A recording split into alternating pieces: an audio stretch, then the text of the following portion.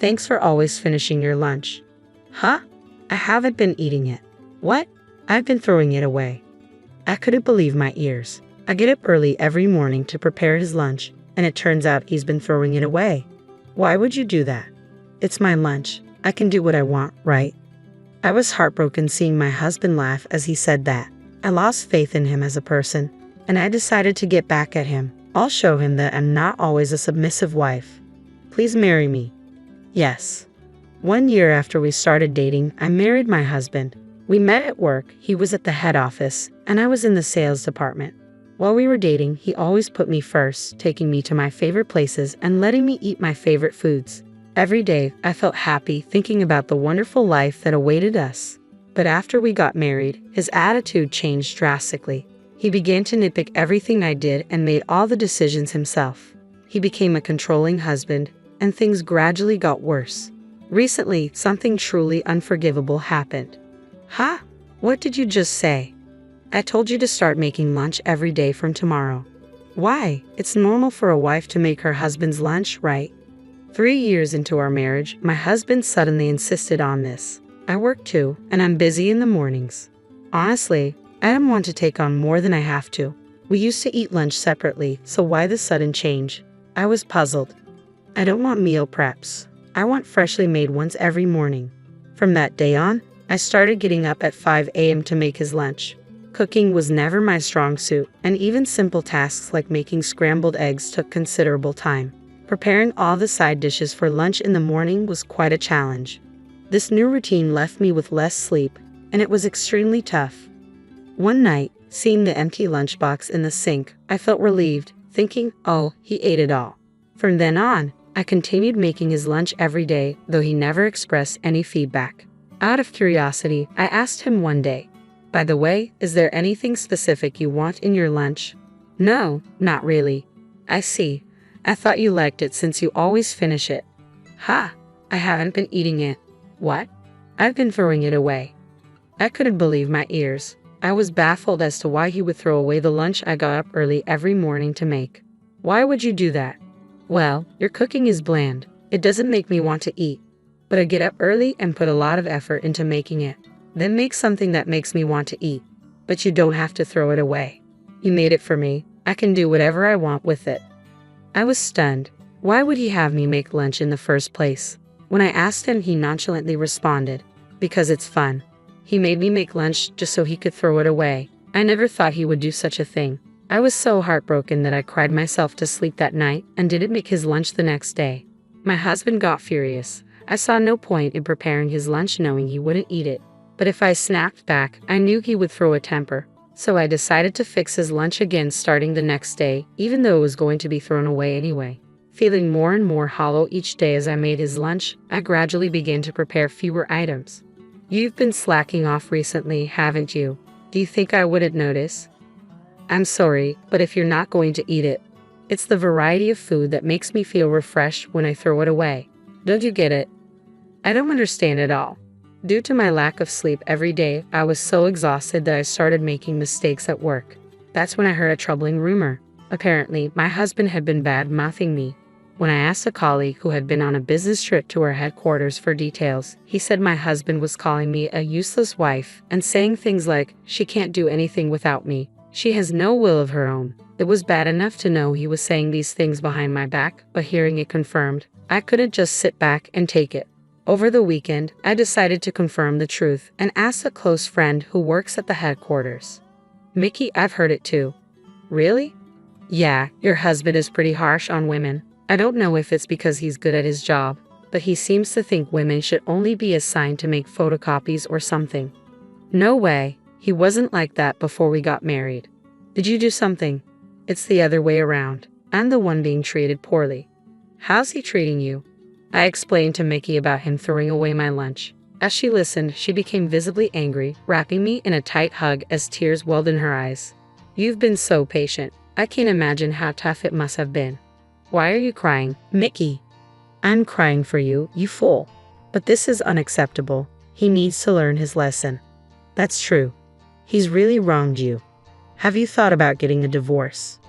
I'm worried about finances right now. You can handle that. I'm more worried about you. You're numb to the pain even after being mistreated like that. That's a sign you're not okay. It's not like I'm numb. I'm pissed. Then Mickey gave me a serious look. Do you want to get a divorce? In truth, the idea of divorce had been lingering in my mind. Thankfully, we didn't have any children. I found myself contemplating whether I should continue enduring life with my abusive husband indefinitely. To weigh my options, I wanted to take advantage of this opportunity. I gazed directly into Mickey's eyes and said, "There's something I want to try. Will you help me?" "Of course." "Thank you. I want to use your position." You see, Mickey is actually the granddaughter of our chairman. Moreover, she's currently working as an executive assistant at the headquarters. I can't overlook the opportunity to enlist such a powerful ally. That's quite an idea.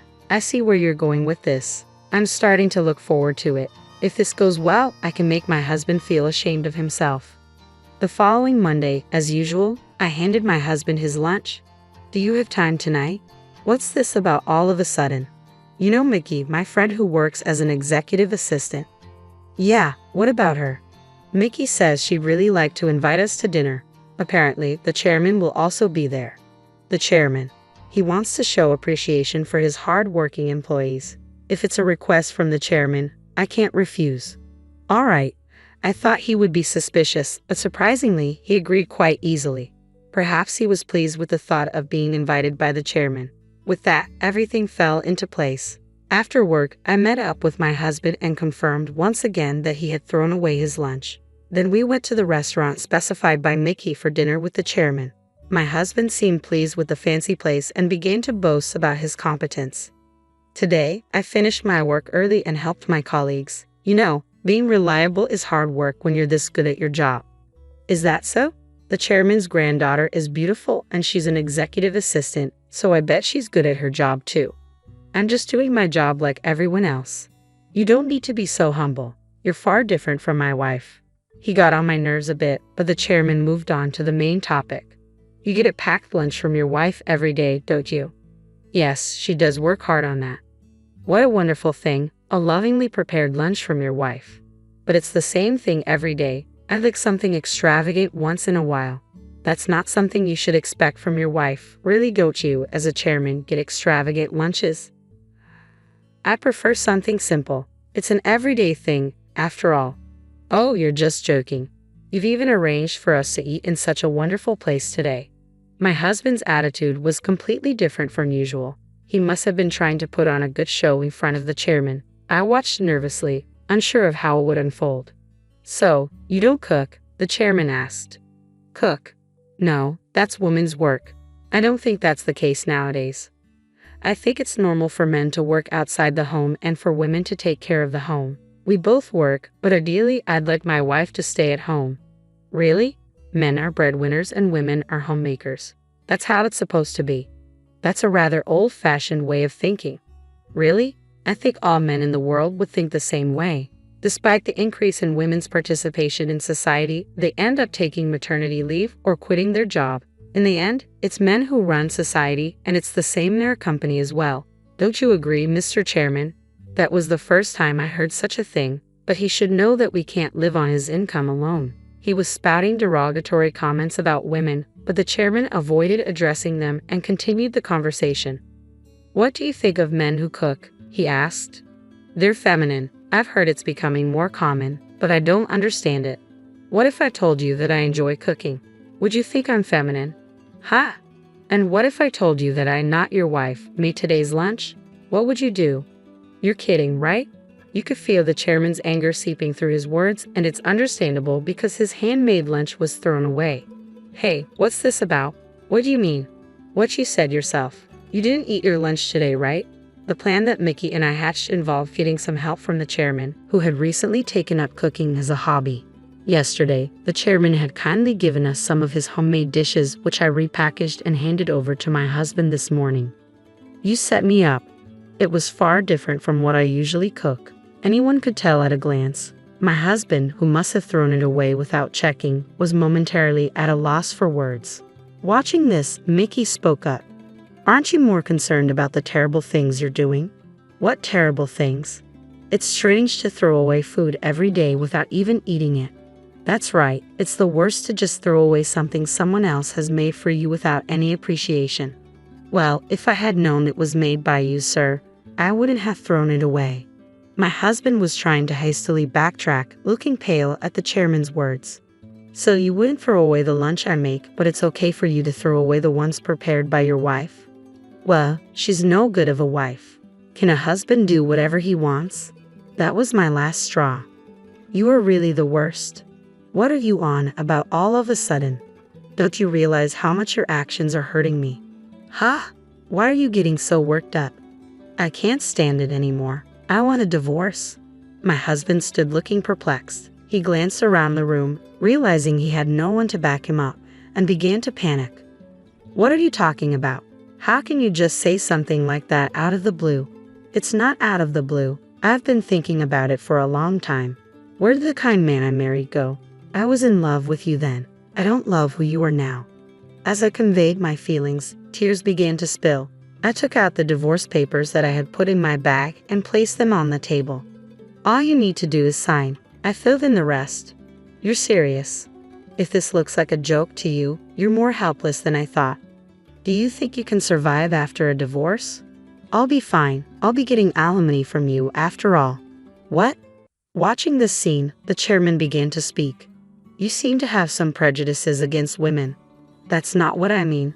I've heard from my granddaughter about your attitude towards our female employees. Coupled with this incident, this isn't something I can overlook as a chairman. What are you talking about? I'll let my son, the president, know about this. Wait, sir, I can't lose my job now. Before worrying about your job, there are other things you should do first. Taken aback by the chairman's angry voice, my husband was at a loss for words. Not once have you apologized. When you do something wrong, you apologize. Even a kid in elementary school knows that. I'm very sorry. Not to me, to your wife. Can't you even understand that? You're making me sick. Mickey, let's go. Sure, Linda, let's go. Huh? What are you waiting for? You're not going back home, right? You're coming with us. Seeing the desperate look on my husband's face, Mickey and I left the restaurant, feeling quite relieved. The next day at work, I got a call from Mickey. Your ex-husband got demoted. Demoted? When HR investigated his work behavior, there were complaints from female employees, one after another. Is that so? And apparently his performance in sales has plummeted. He deserves it.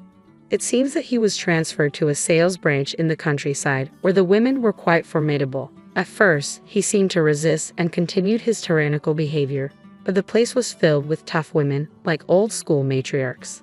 Within a week, he was unable to talk back. Now he is so respectful of the women in the office that he even voluntarily makes copies. 2 weeks later, Mickey contacted me again.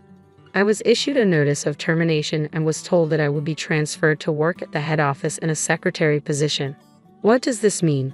I think this is the chairman's doing. It seems that the chairman took a liking to me after seeing my declaration the other day.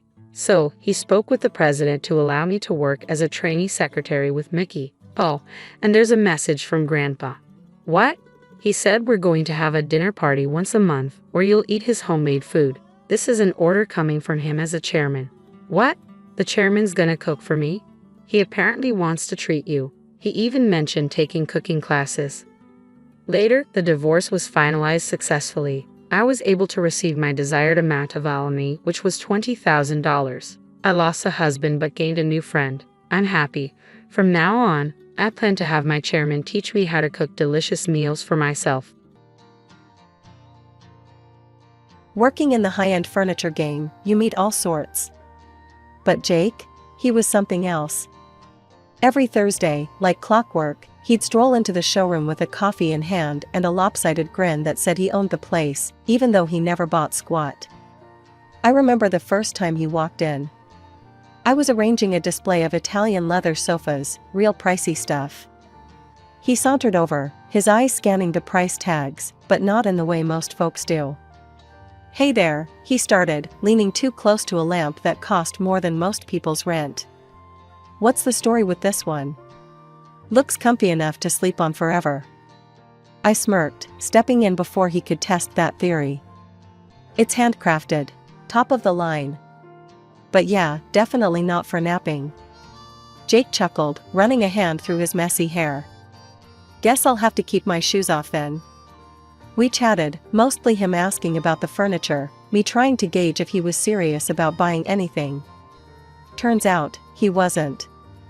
That first day, he left with a wave and a "see you around." One slow afternoon, he dropped by with that same casual swagger. The store was dead, which meant I couldn't avoid a longer convo. So, Elsie, right? You ever get tired of talking about couches and tables all day? I leaned against the counter, crossing my arms. It pays the bills. Besides, it's not so bad. What's your deal anyway? You come in here all the time, but never buy anything. Are you in the biz, or just like messing with me? Jake's laugh was a full-bodied sound that filled the room. Nah, I'm not messing with you. Just like the vibe here, I guess. Plus, you're kinda fun to talk to. That day, he stayed longer than usual. We talked about everything, music, movies, you name it. He had an opinion on everything and a story to match. When he finally left, he turned at the door. Hey, Elsie? You wanna grab coffee sometime? Outside of these expensive walls? I hesitated. This was new territory. Sure, why not? But if you're planning to run a tab there too, I'm bringing a calculator. Deal, he said with a laugh, and then he was gone. Coffee with Jake became our thing. Every time we met, he'd pick a spot as eclectic as the furniture he never bought. Each cup of coffee felt like a continuation of a conversation that never really ended. It flowed from furniture to life plans, from jokes to personal dreams. A year flew by since Jake and I started dating. He had this knack for making ordinary days feel like little adventures. It wasn't just coffee dates anymore. We had road trips, late-night movie marathons, and lazy Sundays spent wandering through flea markets. He seemed genuine, you know? Like a real stand-up guy. Then, out of the blue, during a picnic in the city park, nothing fancy, just us and some takeaway sandwiches, Jake got down on one knee. I almost choked on my soda. Elsie, will you marry me? He asked, holding up a ring that caught the sunlight just right. I laughed, half because I was nervous, and half because it felt so right. Are you serious right now? Dead serious. I want all my tomorrows to start with you. His eyes were all hopeful, like a kid waiting to see if he'd won the top prize at a carnival game. I didn't need to think about it. Yes, Jake. Of course, yes. The next thing was meeting his folks. Jake had mentioned them, but we hadn't spent time together, and from what he said, they were a bit uptight. He decided it was time to introduce me properly, so he planned a dinner at their place. When we arrived, their house was, let's just say, eclectic. Every corner crammed with some fancy piece from a different era or style. It was like walking into a museum where all the exhibits got mixed up. Jake's mom, Lydia, was as cold as the November air when she opened the door. You must be Elsie, she said, eyeing me like I was a piece of furniture she couldn't quite place. Yes, nice to meet you, I managed, trying not to let her scrutiny get to me. We sat down to dinner, and the vibe was stiff. Jake tried to lighten the mood, but his dad, Harold, only thought a bit after Jake mentioned my job at the luxury salon. So, you work with expensive furniture? Designer pieces? Harold asked, his tone shifting from indifferent to slightly intrigued. That's right, I said, I help people choose pieces that work for their homes. Lydia perked up too. And you have savings? That's good. Very good. The conversation slowly turned to their interest in my financial stability rather than getting to know me. It was awkward, but I played along. After dinner, Lydia cornered me in their living room turned bizarre showroom. Elsie, dear, could you suggest something for this room? It feels a bit cluttered, she said, waving a dismissive hand around. I looked around, biting my tongue to avoid saying it looked like a yard sale gone mad. Instead, I put on my professional smile. Well, you might consider streamlining the styles. Maybe pick a theme or a period you like and build around that. There are some great, affordable alternatives to these high-end pieces that can give you a cohesive look without breaking the bank. Lydia's nose wrinkled. I don't want alternatives. I want the real deal, the stuff you sell in your store. I just thought, with your discount or whatever, you could help us out. The way she said it, like I owed them something, irked me. But Jake was watching us, a hopeful look in his eyes, like he wanted this to go well. I'll see what I can do, I said finally, even though I knew I'd be careful about any help I offered. Wedding talks with Jake and his parents were like walking into a hurricane and trying to stop the wind. His folks had their hearts set on a blowout bash. But here's the kicker.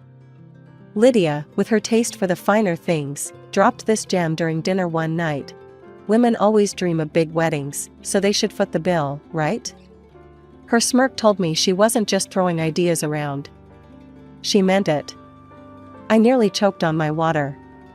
Well, Lydia, this woman dreams of a simple wedding. We're not breaking the bank or my sanity over one day. Jake, caught in the crossfire, gave me that look, the please go easy on my mom look. But nah, not this time. Elsie's right, he finally said, though his voice had the weight of a man walking to the gallows. We'll keep it simple. The wedding day came, and true to my word, it was simple, beautiful, but understated. Jake's parents plastered on their best sour grapes faces throughout the ceremony. I caught Lydia muttering to a relative, "You'd think a girl who sells fancy furniture could put on a better show." I let it slide. The day was about us, not them. I was floating, my heart full, as I said I do, to a modest gathering of our closest friends and family in the little garden behind our favorite cafe. Post-wedding life kicked off with Jake suggesting we rent a large apartment. You can deck it out just how you like, he said, knowing full well his bank account was running on fumes. I'll pitch in when things pick up for me. So, I signed a lease for a chic place that cost a pretty penny, $2,500 a month. My savings took the hit for the furniture and appliances. I went all out, styling it into a space that could have graced the pages of a design mag. When his parents visited, Lydia's eyes nearly popped out. This place, it's like something out of a movie, she gasped, touching the suede of the couch like it might vanish. I want this. All of this. Jake beamed like he'd built the place himself.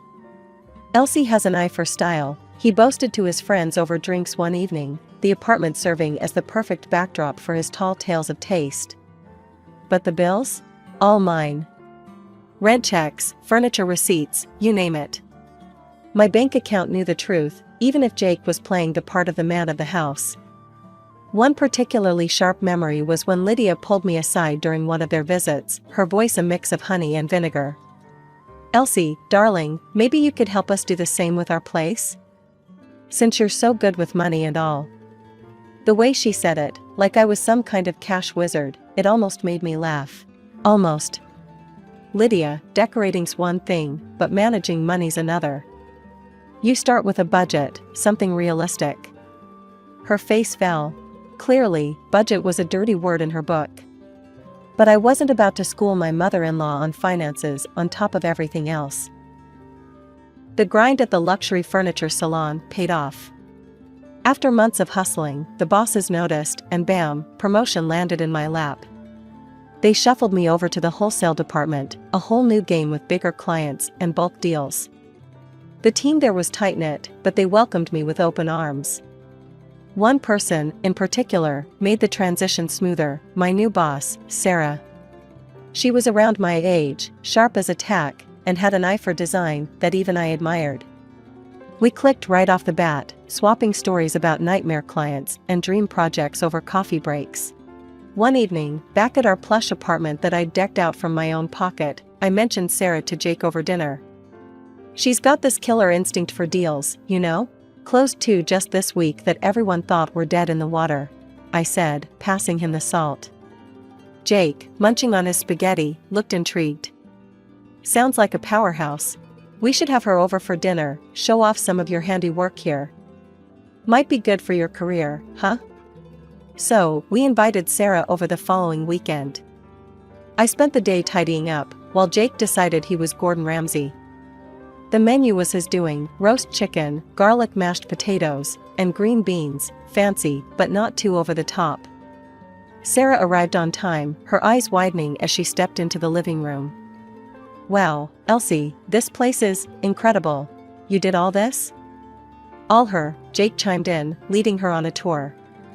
"Wait till you see the dining setup." Dinner was lively, thanks to Jake. He was on a roll, cracking jokes, refilling glasses, laughing a little too loud. At some point, he was more of a host than I was in my own home.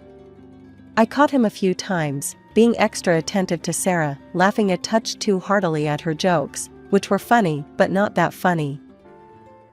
It bugged me enough that I pulled him aside while Sarah was in the restroom. "Hey, what's with the show?" I whispered, nodding toward the dining room. Jake kept his voice low, a serious look crossing his face for just a second. "I am trying to impress her. For you. Maybe she'll speed up another promotion or something." I frowned. "I don't need you to charm my boss for a promotion, Jake. I can handle my career." When Sarah came back, we rounded off the evening with dessert, chocolate cake, Sarah's favorite, as I'd mentioned to Jake. He listened, at least when it suited his plans. After Sarah left, praising the meal and the company, Jake slumped on the couch, grinning like he'd won a prize. "See? Told you it'd go great." I sat beside him, not quite sharing the sentiment. "It was nice, but don't do that again." "I don't need a show, just be normal next time." Jake just waved a hand, dismissing my concerns as he turned on the TV. "You worry too much. It was fine." But it wasn't fine, not really. His act felt off, like he was playing a part. Since the promotion, my paycheck had grown nicely, which, naturally, led Jake to find new ways to spend it. First up, his wardrobe. "Babe, I can't keep wearing these old suits. If you want me to be promoted too, I gotta look the part," he'd argued one evening, thumbing through a catalog of designer suits that cost more than our rent. "Fine, we'll update your closet. But keep it sensible, okay?" I conceded, figuring if it boosted his confidence, it might help him in his own career. The new Jake was a dapper one, and he was all too eager to show off his revamped style.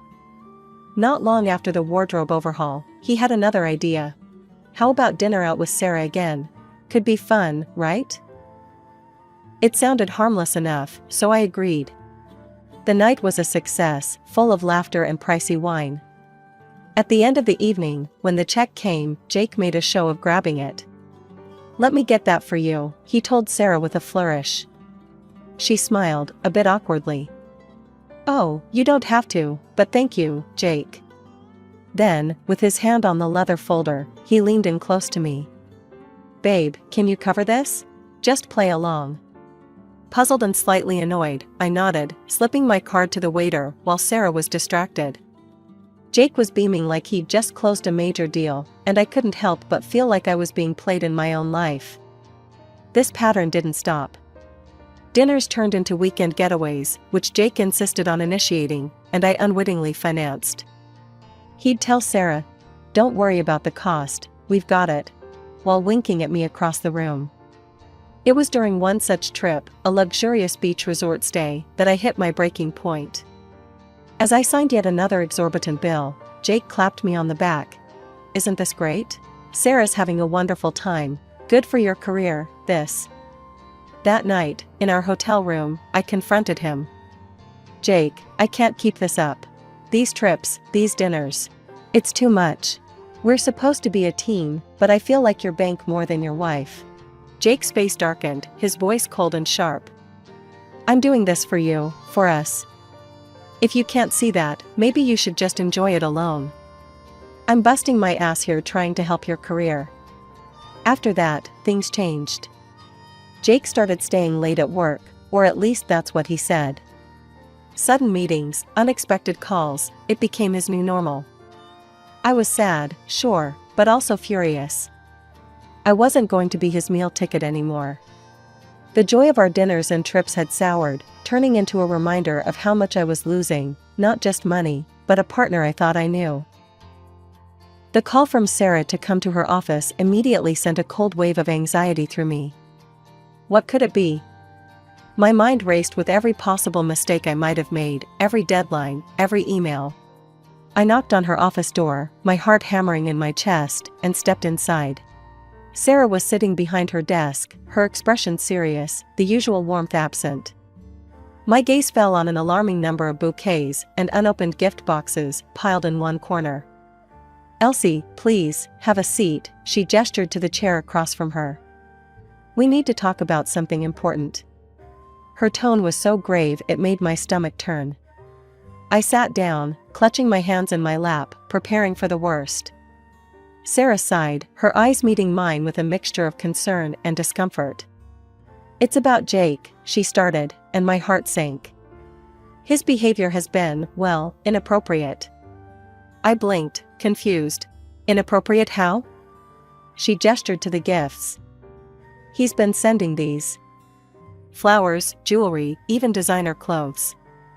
It's excessive and, frankly, uncomfortable for me. He's crossing professional and personal boundaries, Elsie." I felt a hot flush of embarrassment. I had no idea," I stammered, feeling naive and foolish. Sarah leaned forward, her voice softening. "I value our friendship, and I respect you immensely, Elsie. That's why I need to be honest. He's making advances. I've told him repeatedly that I'm not interested, that I see him only as your husband, but he isn't listening." I swallowed hard, a lump forming in my throat. "Thank you for telling me, Sarah. I'll handle it." My voice was a whisper, barely holding back tears. I got home, still reeling, only to find Jake in the living room, a suitcase by his side. His demeanor was light, almost giddy, which only fueled my growing anger. "There you are. I've got news." He beamed at me impudently, as if oblivious to the storm inside me. "I've decided it's time for a fresh start. Quit my job today, and I think it's best if my parents move in here. You should find another place." His words hit me like a physical blow. "What are you talking about, Jake? Your parents? Why would I leave?" He shrugged, annoyingly calm. "Come on, Elsie. This place is too good for just us. And let's be honest, it fits their style more.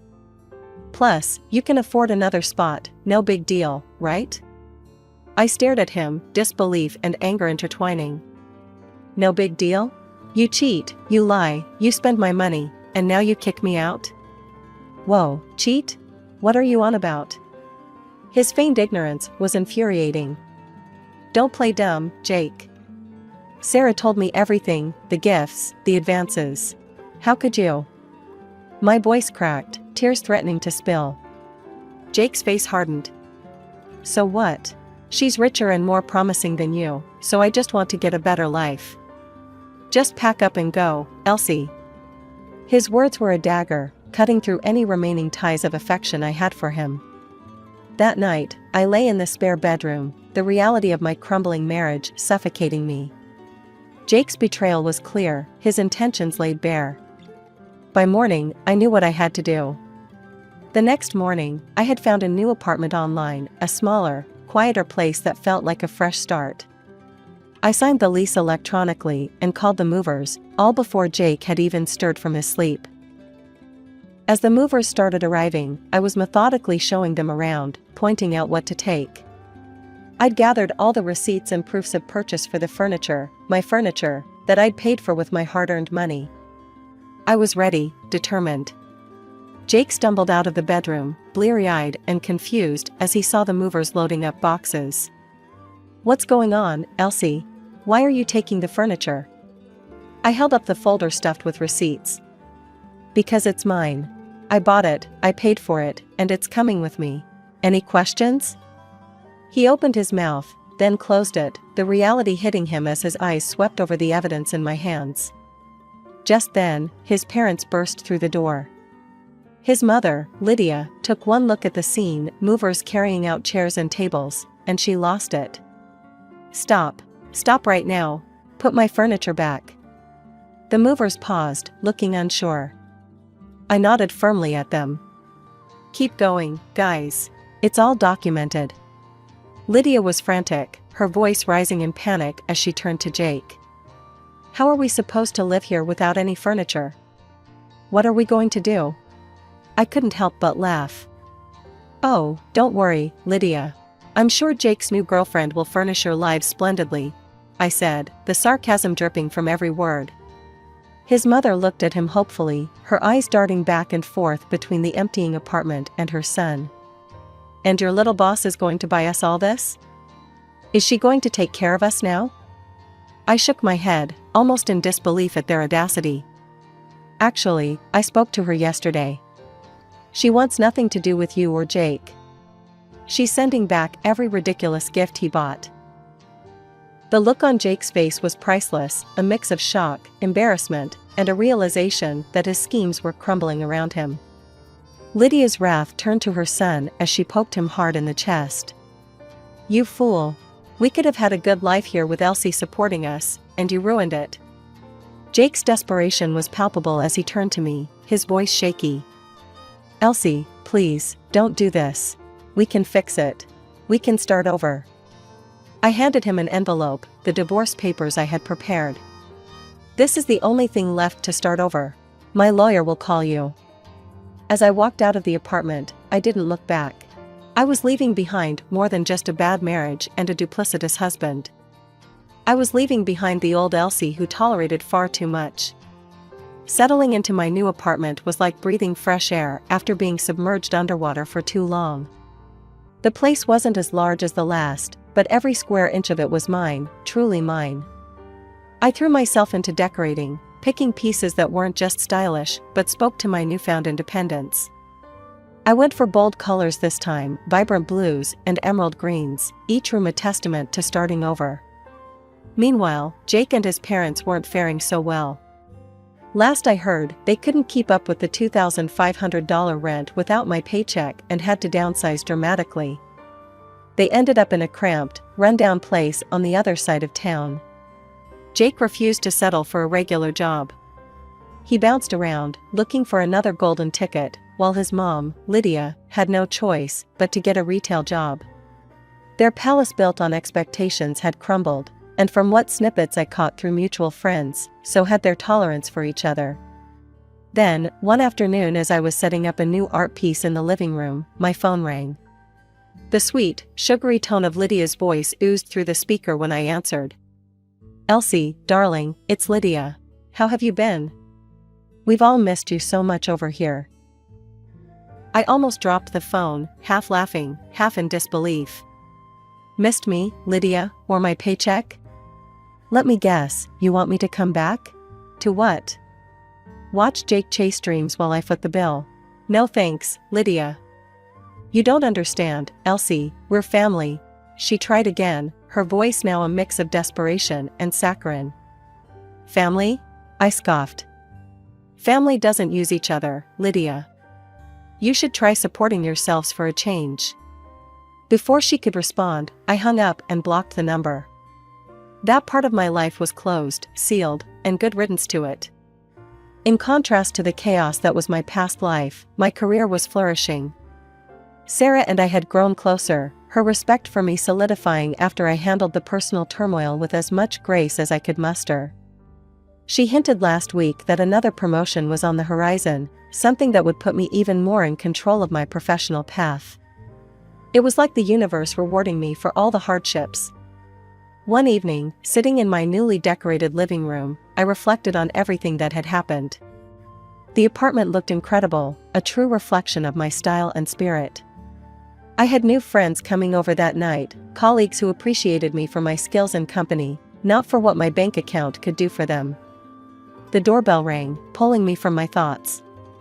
I opened the door to smiling faces, genuine and happy to see me. As we gathered around the sleek, modern dining table I'd picked out myself, laughter filled the space, bouncing off walls that echoed a new chapter of my life. Growing up was tough, with Dad always on my back. Mom passed away when I was little, so it was just the two of us, and Dad took the whole single parenting gig to another level. He had rules for everything. No hanging out with the kids who liked to race cars, no wild hair colors, and studying had to be my top priority. Jenna, those kids are trouble, you hear me? Stay away from them, Dad would warn me, his voice stern, whenever he saw me chatting with the neighborhood thrill seekers. But Dad, they're just having fun. We're not kids anymore. I'd shoot back, trying to stand my ground. It ain't about age, it's about making smart choices. And dyeing your hair like a traffic light ain't smart, he'd say, squinting his eyes as if he could scare the rebellion out of me. I wasn't having any of it. Maybe I want to stand out, I'd retort, my voice just as firm. Dad wasn't just a stickler at home. He had a reputation around town too, always preaching about responsibility and hard work. He meant well, but to me, it felt suffocating. Every time we clashed, which was often, I'd pack a bag and storm over to Aunt Marie's place. She was Dad's younger sister, lived a few blocks away, and was the exact opposite of him, easygoing and always with a smile. Aunt Marie, why can't he just chill out? It's like he's stuck in some ancient times, I'd complain as soon as I dropped onto her couch. She'd chuckle, handing me a soda, before sitting down next to me. Jenna, your dad's just scared. He lost your mom, and he's afraid of losing you too. But he sees the world his way, black and white. But that's just it. I'm not him. I need some color in my life, you know? I'd say, popping the can open. Marie would nod, her expression softening. He does go overboard, but he's not wrong about everything. Give it time, you'll see some of his points. That was Aunt Marie, always trying to bridge the gap between Dad and me. But back then, I couldn't see it. All I knew was that I wanted out. So, as soon as high school was over, I grabbed my chance. Thanks to my grades, I landed a scholarship and went off to college, leaving my hometown, and Dad, behind. College was freedom. For the first time, I made my own decisions without anyone looming over me. I dyed my hair purple, stayed out late, and, yes, even got involved with a group that loved street racing. But I kept my head in the books. I wasn't about to waste the scholarship or the opportunities one had fought so hard for. After 4 years of hard work and a fair share of fun, I graduated with a degree in accounting and a job offer from a respected firm in the city. My boss, Mr. Thompson, was a tough guy but fair, much like Dad and his expectations, but without the personal judgment. When I met Mike, it felt like hitting the jackpot. It was at a casual hangout with some friends from work. He was there with a buddy who knew one of my colleagues. Mike had that easy charm, a quick smile, and an infectious laugh that pulled you right in. We got talking, and it turned out we had a ton in common, both mad about classic rock, both foodies, and both into old movies. Ever seen Casablanca? He asked, eyes lighting up as he took a sip of his beer. Are you kidding? Here's looking at you, kid is my go-to toast. I laughed, thrilled to meet someone who shared my quirky interests. We hit it off immediately, and before long, we were inseparable. Dating Mike was a whirlwind of dinner dates, movie nights, and lazy weekends just lounging around. 6 months later, we were married. It felt right, like everything was falling into place. The first year was bliss. We talked about everything, made decisions together, shared our dreams and our bank accounts. I felt like I finally had the partnership I craved, equal, open, just perfect. But then, things started to change. It began subtly. One night, as I was getting ready to meet some friends for drinks after work, Mike frowned. You're going out again? You know, you've been kinda busy lately, he said, his tone more accusing than curious. Just catching up with the gang. It's been ages. I replied, trying to keep the mood light. Yeah, but maybe you should chill on the outings. We could use some us time, he insisted, not really asking but telling. I paused, a bit thrown off. Sure, we can plan something for the weekend? It didn't stop there. Mike's suggestions became rules. He started expressing his concerns about the time I spent with my friends and even my workmates. Then came the big ask. One evening, Mike was going through our finances, a spreadsheet open on his laptop, his brow furrowed in concentration. "Babe, I've been thinking," he started, not looking up from the screen. "It would make more sense if I managed our finances. Just hand over your account details." I hesitated, surprised. "What? Why? I've been handling my finances since forever. It's just easier this way. I can keep track of our spending and savings. Plus, it's what a husband does, right?" he said, finally looking up at me with a smile that didn't quite reach his eyes. I felt a chill, but nodded, unsure. "Okay, if you think it's best." From then on, Mike took control. He decided where we went, what we did on weekends, and how we spent our money. If I suggested something different, he'd shoot it down. "No, that's not a good idea," he'd dismiss without discussion. As months passed, I found myself fading into the background of my own life. My friends stopped calling so much, knowing I'd likely say no. My world shrank to what Mike approved, and the vibrant, independent woman I once was began to disappear. I didn't even recognize myself anymore. Living near Mike and his parents seemed ideal at first, like having a close-knit family just next door. But reality bit hard and fast. His mom, Nancy, was a sweet talker with a controlling twist, and his dad, Frank, was just as invasive, treating our place like it was his own. One chilly evening, I was just getting home from a long day at work, my mind on the thousand things I still had to do, when Nancy called. Her voice was sugary sweet at first. "Jenna, darling, have you started dinner yet? Mike must be starving after his hard day," she cooed over the phone. "Actually, Nancy, I just walked in. Dinner's gonna be a bit late tonight," I replied, trying not to let my frustration show. Her tone flipped cold as ice. "Well, I hope Mike doesn't have to wait too long. A man needs his dinner on time, you know." It wasn't just the dinner comments. Nancy believed Mike should be pampered because his job was supposedly more demanding, despite us both working full-time. Her idea of fairness was skewed wildly in her son's favor. I was expected to handle everything else, cooking, cleaning, and then some. It didn't stop at our home either. Nancy had me over at their place regularly, pushing a broom or a mop into my hands the moment I stepped through the door. And Frank? He was no better. Weekends were his domain apparently. He'd show up at our house first thing Saturday morning, remote in hand, ready to take over the living room. The TV volume cranked so high it made the windows rattle. He'd settle in like a king.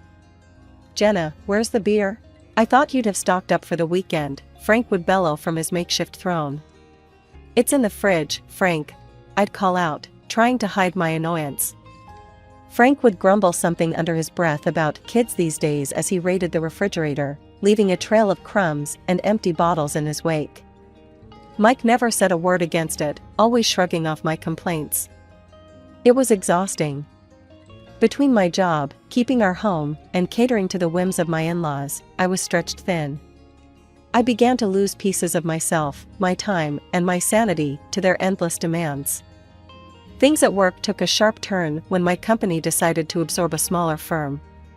The accounting department there was a mess, a tangled web of inaccuracies and outdated systems. It fell on me to sort it all out, which meant long hours and even more stress. Coming home late became the norm rather than the exception. One particularly grueling evening, I got home to find Mike lounging on the sofa, flipping through channels, the dinner table untouched and empty. "Where's dinner? You know I get hungry after work," he complained without even looking my way.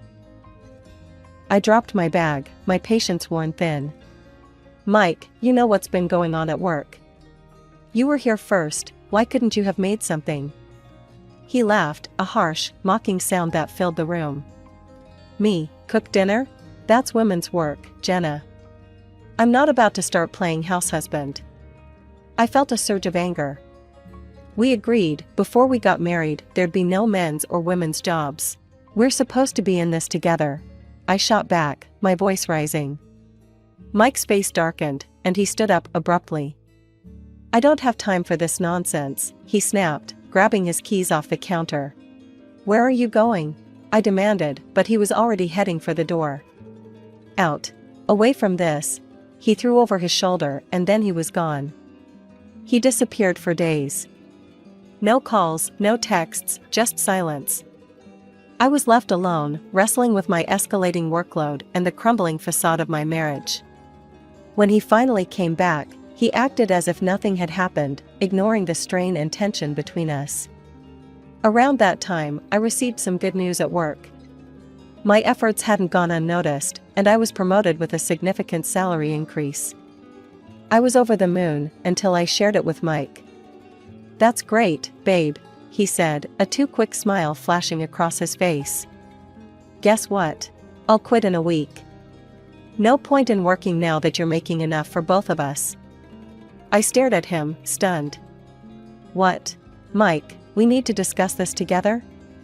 He shrugged, completely unconcerned. "You're making plenty. I can finally relax a bit." The next day, I went to work early, the weight of my thoughts heavier than ever. I stayed late again, my mind buzzing with figures and files, but also with a growing resolve. When I finally got home, Mike was waiting, his expression sour. "You're late again. Where's dinner?" he started in immediately. I took a deep breath, my decision clear in my mind. "Mike, we need to talk. This isn't working. I can't be the only one trying here." He scoffed, crossing his arms. "So what are you saying? You want a medal for working hard? Come off it, Jenna." "No, I want a partner. Someone who stands with me, not on me," I said, my voice steady despite the storm inside. Mike looked at me, really looked, and for a moment, I thought I saw a flicker of understanding. But then it was gone, replaced by the stubborn set of his jaw. "If you can't handle this, maybe you shouldn't have taken that promotion," he retorted coldly. Then he grabbed his jacket and slammed the door behind him. 9 months had slipped by, months where I found myself trapped in a life I never envisioned. Mike never went back to work. Instead, he filled his days meeting with friends and often stumbled home late, reeking of booze. Each time I dared to question him, he'd explode in anger, retreating to the sanctity of his parents' home where he was still treated like a child rather than a grown man.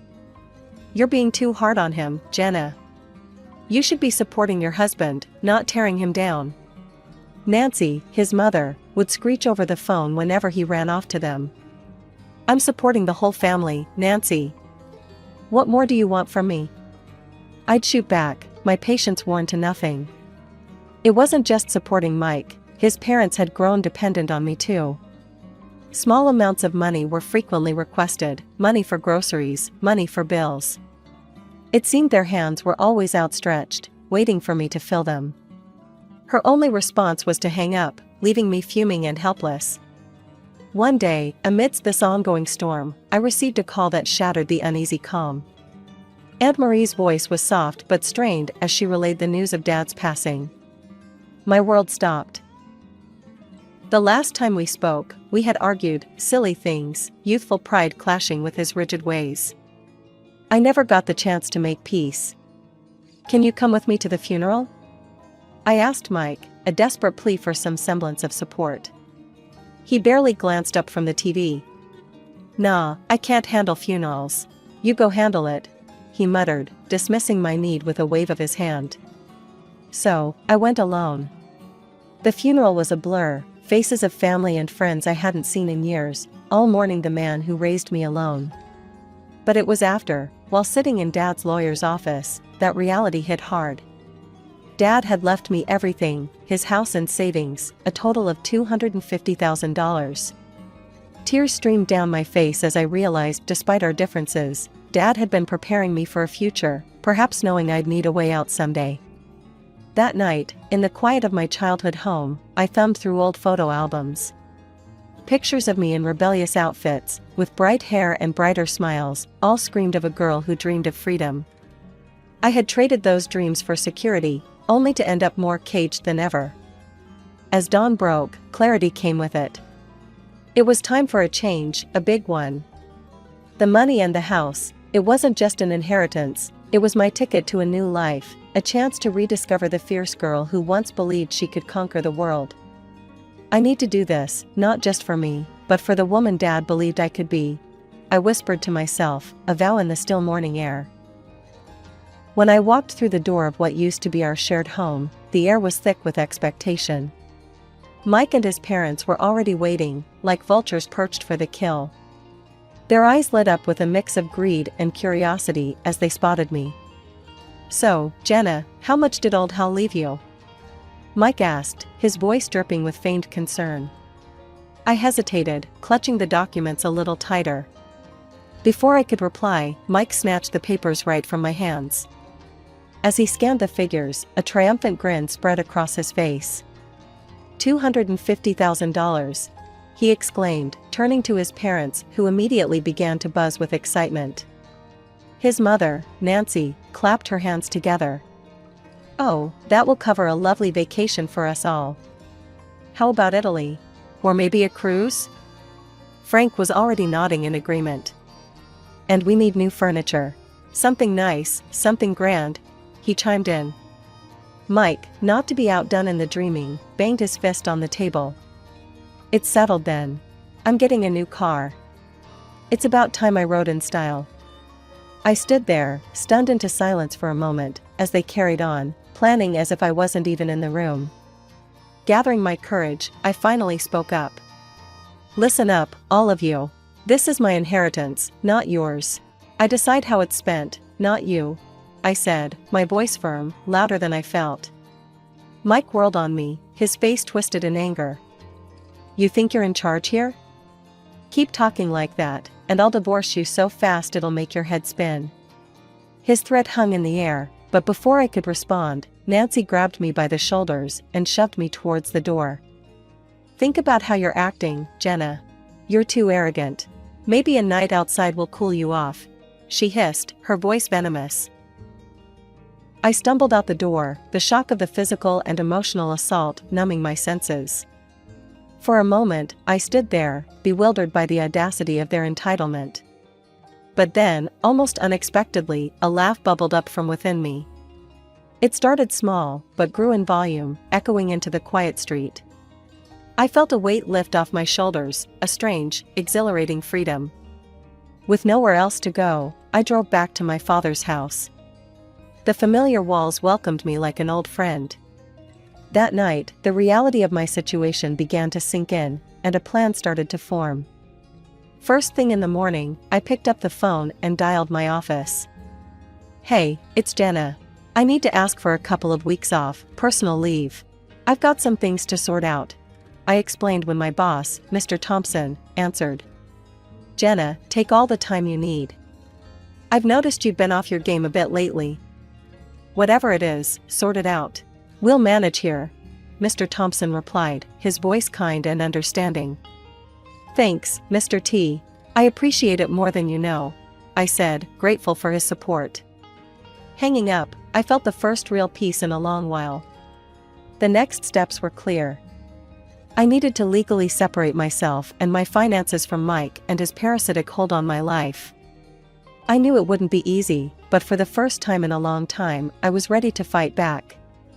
I was sipping coffee from Dad's favorite mug, enjoying the quiet of the morning, when my phone began to buzz relentlessly on the kitchen counter.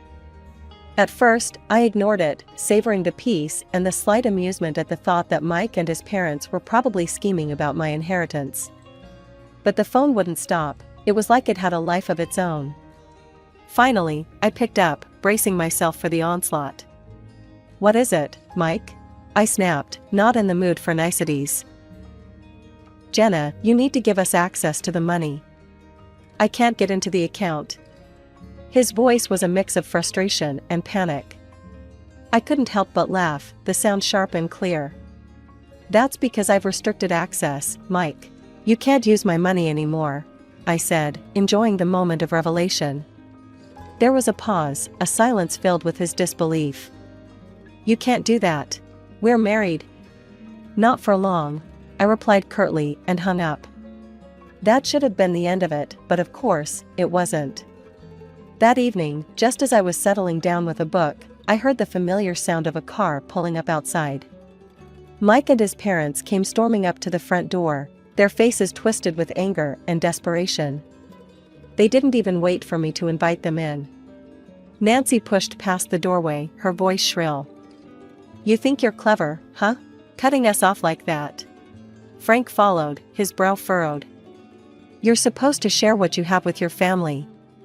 Mike was the last to enter, his expression one of betrayed fury. "This is about us, Jenna. You're ruining everything." I stood my ground, feeling more secure in my decision than ever. "This is not about us, Mike. This never was. It's always been about what you could get from me." His face contorted with anger. "Well, guess what? We're getting a divorce." That's when I handed him the divorce papers, neatly prepared and waiting for this moment. The surprise on his face was almost comical. "What's this?" "Your freedom," I said dryly. "Sign them and you're free to leave." He scanned the documents quickly, a greedy spark lighting up his eyes as he signed. "Fine. But remember, I get half, 125,000. That'll adjust our plans, but it's something." Nancy muttered under her breath. "Should have been the full 250,000. Getting a piece of wool from a black sheep, aren't we?" I couldn't hold back a laugh. "Actually, you're getting nothing. Inheritance isn't divided in a divorce here. Not a cent of that money is yours." The color drained from their faces. Mike's hands shook as he realized the magnitude of his mistake. "But we've already spent anticipating that money.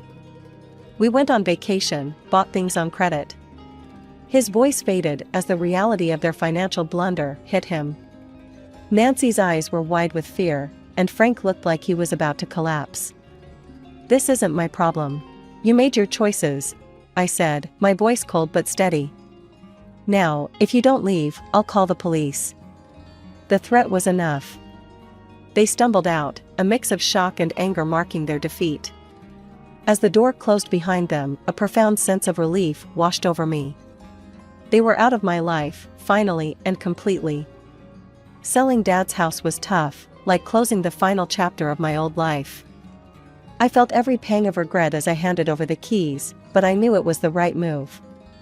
With that money, I bought a new place right next to my work, a cozy little house that was all mine, no strings attached. At work, things were looking up too.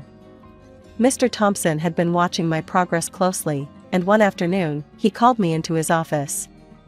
The sun streamed through the blinds, casting lines across his face as he looked up from his papers. "Jenna, you've been pulling in some impressive numbers, and your leadership hasn't gone unnoticed," he started, his tone serious but warm. I stood there, hands clasped in front of me, waiting. "I want to offer you the position of deputy director. You've earned it," he said, his eyes steady on mine. "Thank you, Mr. T. I won't let you down," I replied, a mix of pride and excitement swelling in my chest. It felt good, really good, to be recognized for my hard work and not just seen as a bank account or a maid. Meanwhile, Mike and his parents' situation had taken a nosedive.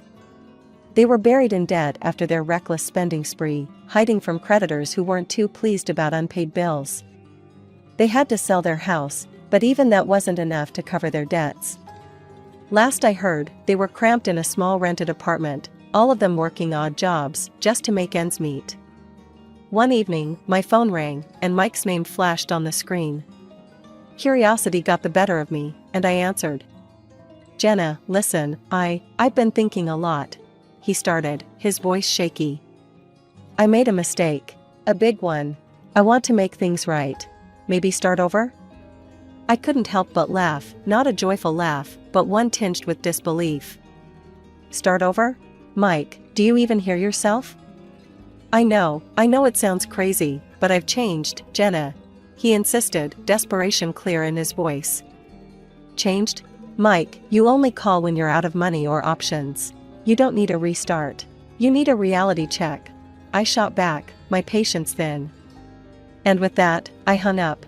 I realized then that I was truly free, not just from Mike, but from the hold his family had on me, from the life I was forced into. Now, I really understand what Dad tried to teach me all those years. He knew the value of standing on your own, of making tough decisions for the sake of your future. I only wish I could tell him he was right, share a moment of reconciliation. I'm Lana. I've been the woman of the house since I was 12 when Mom passed. Dad did his best, but with little Jack needing so much, I stepped up big time. I never made it to college. Money was always tight, and dreams had to wait. Instead, I dove headfirst into work straight out of high school, landing a gig at a small ad agency. Jack's the brainy one, clever as they come. I scrimped and saved every dime I could to get him through college. He graduated top of his class, landed a job at some fancy trading company, and shot up the ranks like a rocket. Tonight, though, wasn't about Jack or bills or work. Tonight was about letting loose for once. My best friend, Mia, dragged me out to this swanky party downtown, said I needed to unplug and unwind. So here I was, squeezed into a dress I last wore when I thought low-rise jeans were a good idea, nursing a drink and feeling out of place among the glittering crowd. Mia was off mingling, leaving me leaning against a wall, scanning the room.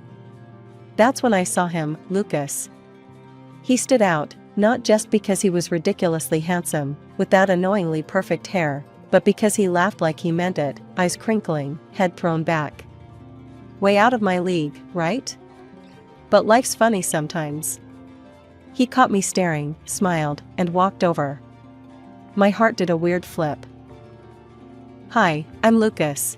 I couldn't help but notice you from across the room, he said, voice smooth like he practiced it. I blinked, words stuck somewhere between my brain and my mouth. Lana. Hi. Enjoying the party, Lana? His eyes twinkled with genuine curiosity, not the bored politeness you'd expect at these things. It's all right. Not really my scene, you know? Too many ties and high heels, I muttered, feeling my cheeks heat up. He laughed, and it was like a warm blanket on a cold night. I hear you. I'm about ready to ditch the tie myself. So, what do you do when you're not critiquing fashion choices at fancy parties? Advertising. Well, more like wrangling ads and hoping people click on M more than they ignore M, I said, warming up to his easy demeanor. Sounds like a challenge. I'm in software myself. And speaking of challenges, how about we challenge each other to a dance? This party could use a little livening up, he offered, hand outstretched. The music was some kind of jazz electronic fusion, the beat just right. We moved awkwardly at first, but soon found a rhythm. By the end of the song, I was laughing, breathless, and surprised at how much fun I was having. As the party wrapped up, Lucas leaned in. Could I see you again? Maybe somewhere less sparkly? Sure, I blurted out, surprised at my own boldness. I'd like that. We exchanged numbers, and he flashed me another heart-stopping smile, before disappearing into the night. Walking home later, under the streetlights with the city quiet around me, I couldn't help but think maybe, just maybe, this was the start of something new. Since that party, me and Lucas had been pretty much inseparable. It felt like we'd known each other for ages, not just a few months. We'd go out for cheap eats, walk around the park, or just hang at my place, talking till it was way past decent bedtime hours. Lucas had this way of making everything seem interesting. It was a chilly Saturday when he said, "Hey, let's go for a drive." Sure, where to? I asked, pulling on my oldest, comfiest sneakers. It's a surprise. Trust me, you'll like it, he winked, that grin plastered on his face that told me trouble in the best way possible. We drove out of the city, the buildings shrinking behind us. After about an hour, we ended up at this little lookout spot overlooking the river. The sun was just setting, turning the sky all sorts of crazy beautiful colors. Lucas led me to a secluded spot, pulled out a blanket from his car, and we just sat there, watching the light fade. You know, Lana, these past months with you, they've been the best, he started, his voice more serious than usual. I love being with you. You make everything better, and I can't imagine not having this, not having you. I didn't know what to say. I mean, I felt it too, but hearing it? That was something else. Lucas, Before I could finish, he reached into his jacket pocket and pulled out a small box. My heart skipped about a dozen beats. "Lana, will you marry me?" he asked, opening the box to reveal a ring that sparkled even in the fading light. I stared at him, then at the ring, and all I could think was how this wasn't my world. Fancy rings, proposals at sunset, that was stuff for other people, not me. But looking at Lucas, seeing him all nervous and hopeful, I realized that maybe, just maybe, it could be my world too. "Yes, Lucas. Of course, yes." I laughed, the sound bubbly and a bit hysterical, even to my own ears. He slid the ring on my finger, and we hugged, the world spinning around us like one of those cheesy movie scenes. But it didn't matter. It was real, it was ours, and it was just the beginning. Or so I thought. When we got back to my place, I called Jack first thing. "Jack, you're not gonna believe this." "What? What's up?" His voice was alert, ready for anything. "Lucas proposed." There was a pause, then. "He what? Holy, are you serious?" "As serious as I can be. I'm getting married, Jack." "Oh, Lana, that's incredible. I'm so happy for you. Lucas is a great guy. You two are gonna be amazing together." "Thanks, Jack. I think so too," I said, a smile so wide my face hurt. We talked a bit more, but I could tell Jack was genuinely stoked for me. It felt good, having my little brother's blessing. It was supposed to be just dinner, but standing at the doorstep of Lucas's parents' house, it felt more like I was gearing up for battle. His mother, Mrs. Aldridge, answered the door with a plastered smile that didn't reach her eyes. "Lana, finally we meet," she said, her tone cool. "Lucas has told us so little about you." I tried to smile, brushing off the chill her words left. "Thank you for having me, Mrs. Aldridge." "Oh, please, call me Diane," she insisted, but her voice was stiff, formal. The house was immaculate, like something out of a home decor magazine, and it made me self-conscious of every speck of dust I might have carried in. We moved into the living room, where Mr. Aldridge was already seated, looking up from his newspaper with a scrutinizing gaze. "So, you're the girl who's stolen my son's heart," he remarked, not unkindly. I nodded, managing a small "yes, sir," before settling into an armchair Lucas pointed out, feeling it swallow me whole. Diane didn't waste any time. As soon as we were seated, she began her interrogation, her questions sharp and her curiosity seeming more like an investigation. "Lana, Lucas mentioned you grew up locally. Tell me about your family." I cleared my throat, feeling Lucas's tense gaze on me. "Well, it's just been me, my dad, and my younger brother for a long time. My mom passed away when I was young." Diane's eyebrows rose slightly, and she exchanged a quick, unreadable look with her husband. "I see. And without a mother, how did you manage the finer aspects of becoming a lady?" Her question stung, its implication clear, but I kept my composure. "My dad did his best, and I learned to handle things myself. It made me independent, strong." Diane murmured, glancing up as if assessing this information. She then continued, "And your education? Lucas mentioned you didn't go to college?" I nodded, feeling the old familiar pang of inadequacy. "Yes, I went straight into work after high school. I built a career in advertising from the ground up." Diane's smile thinned. "Fascinating. And here I thought Lucas would marry a woman of educational standing." Her tone was polite, but the underlying criticism was palpable. Diane turned to call for a servant.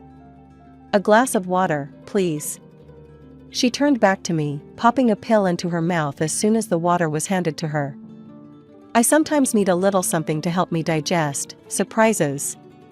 The dinner progressed painfully. Each course served was like another round in an unspoken contest I didn't sign up for.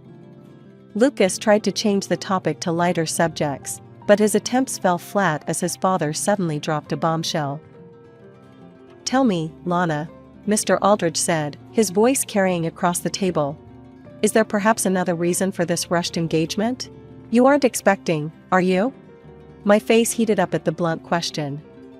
"No, sir," I replied, my voice a mix of shock and indignation. "It's not like that at all." As dinner wrapped up, I felt defeated, the weight of their judgments pressing down on me.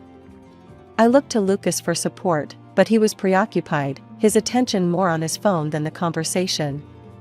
It hurt, seeing him so detached when I needed him most. The months leading up to the wedding were a blur of appointments, decisions, and constant second-guessing, mostly thanks to Diane. She had a knack for making the simplest choices feel like life or death decisions. Jack was my rock through all of it, always ready to lend an ear or a hand. Jack and I were in the middle of discussing table settings one afternoon when I got a call from her. I put her on speaker so Jack could listen in, a grimace forming on my face as I braced for the onslaught. "Lana, are you sure you want to go with these colors? I mean, they're a bit, well, plain, don't you think?"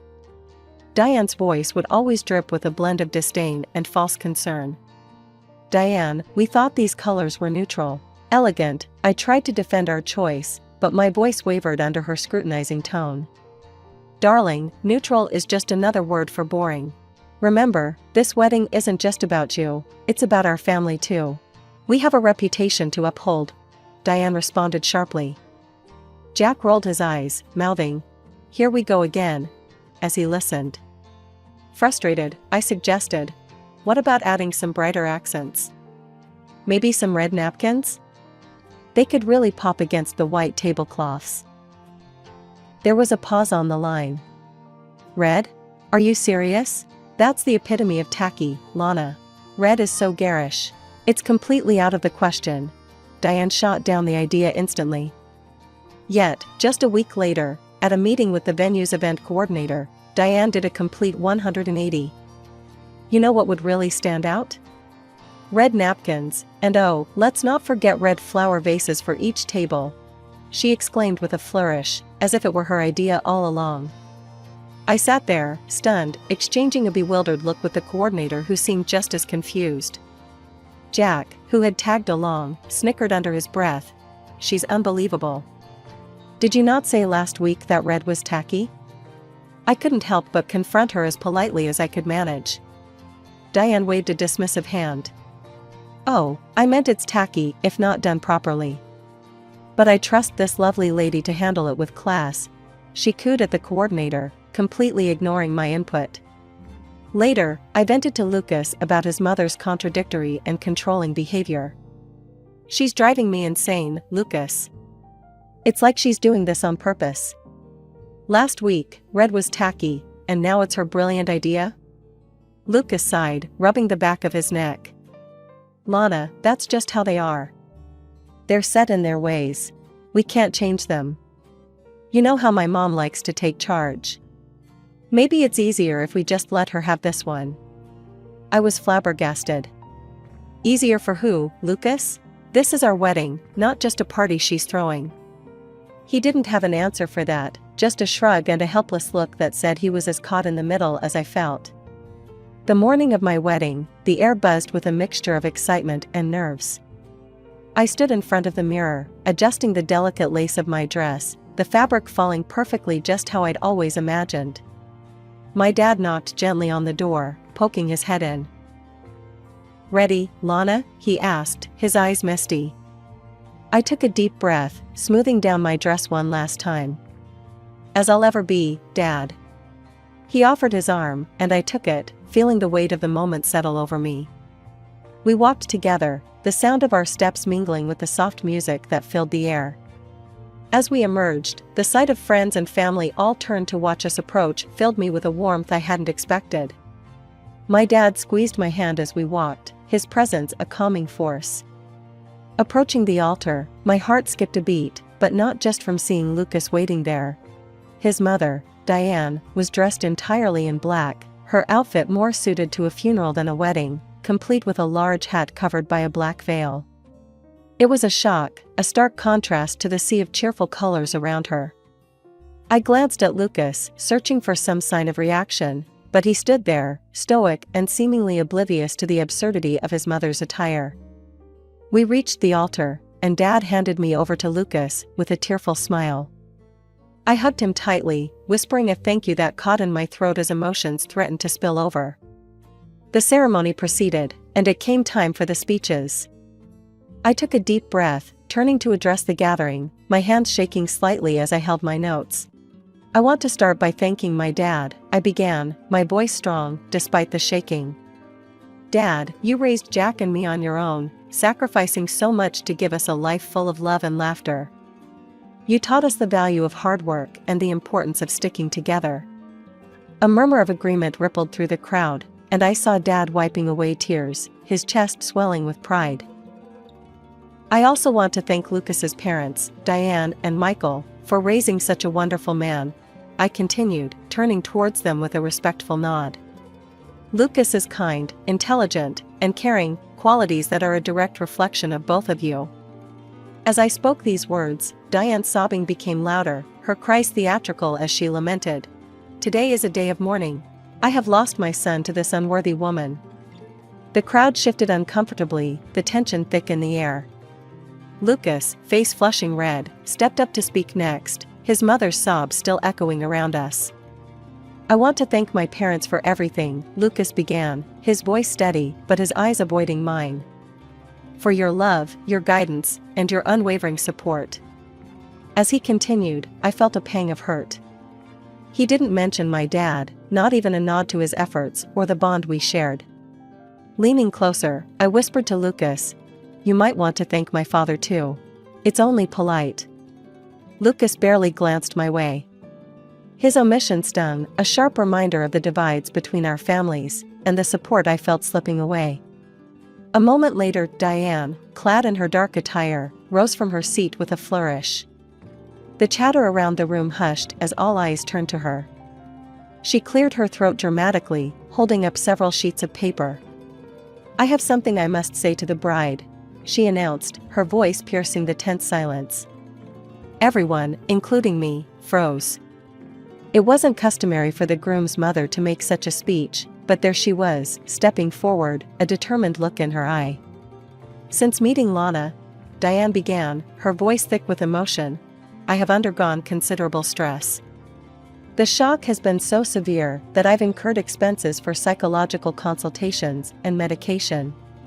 The crowd murmured, some in sympathy, others in disbelief.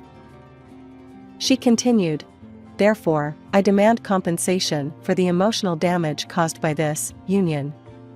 Diane then produced a document and a sleek pen from her purse, thrusting them towards me. "I require that you, Lana, sign a contract to pay us $7,000 monthly for a year to cover these costs." The room was so quiet you could hear a pin drop. I stared at her, my heart pounding, and then turned to Lucas, searching his face for any sign of objection. But instead, he nodded in agreement with his mother. "Lana, you need to respect the new family rules," Lucas stated loudly, enough for everyone to hear. "Please sign the document." I felt like I was in a nightmare, my legs rooted to the spot. Before I could process the humiliation, Jack, who had been a silent spectator until now, stood up and strode towards me.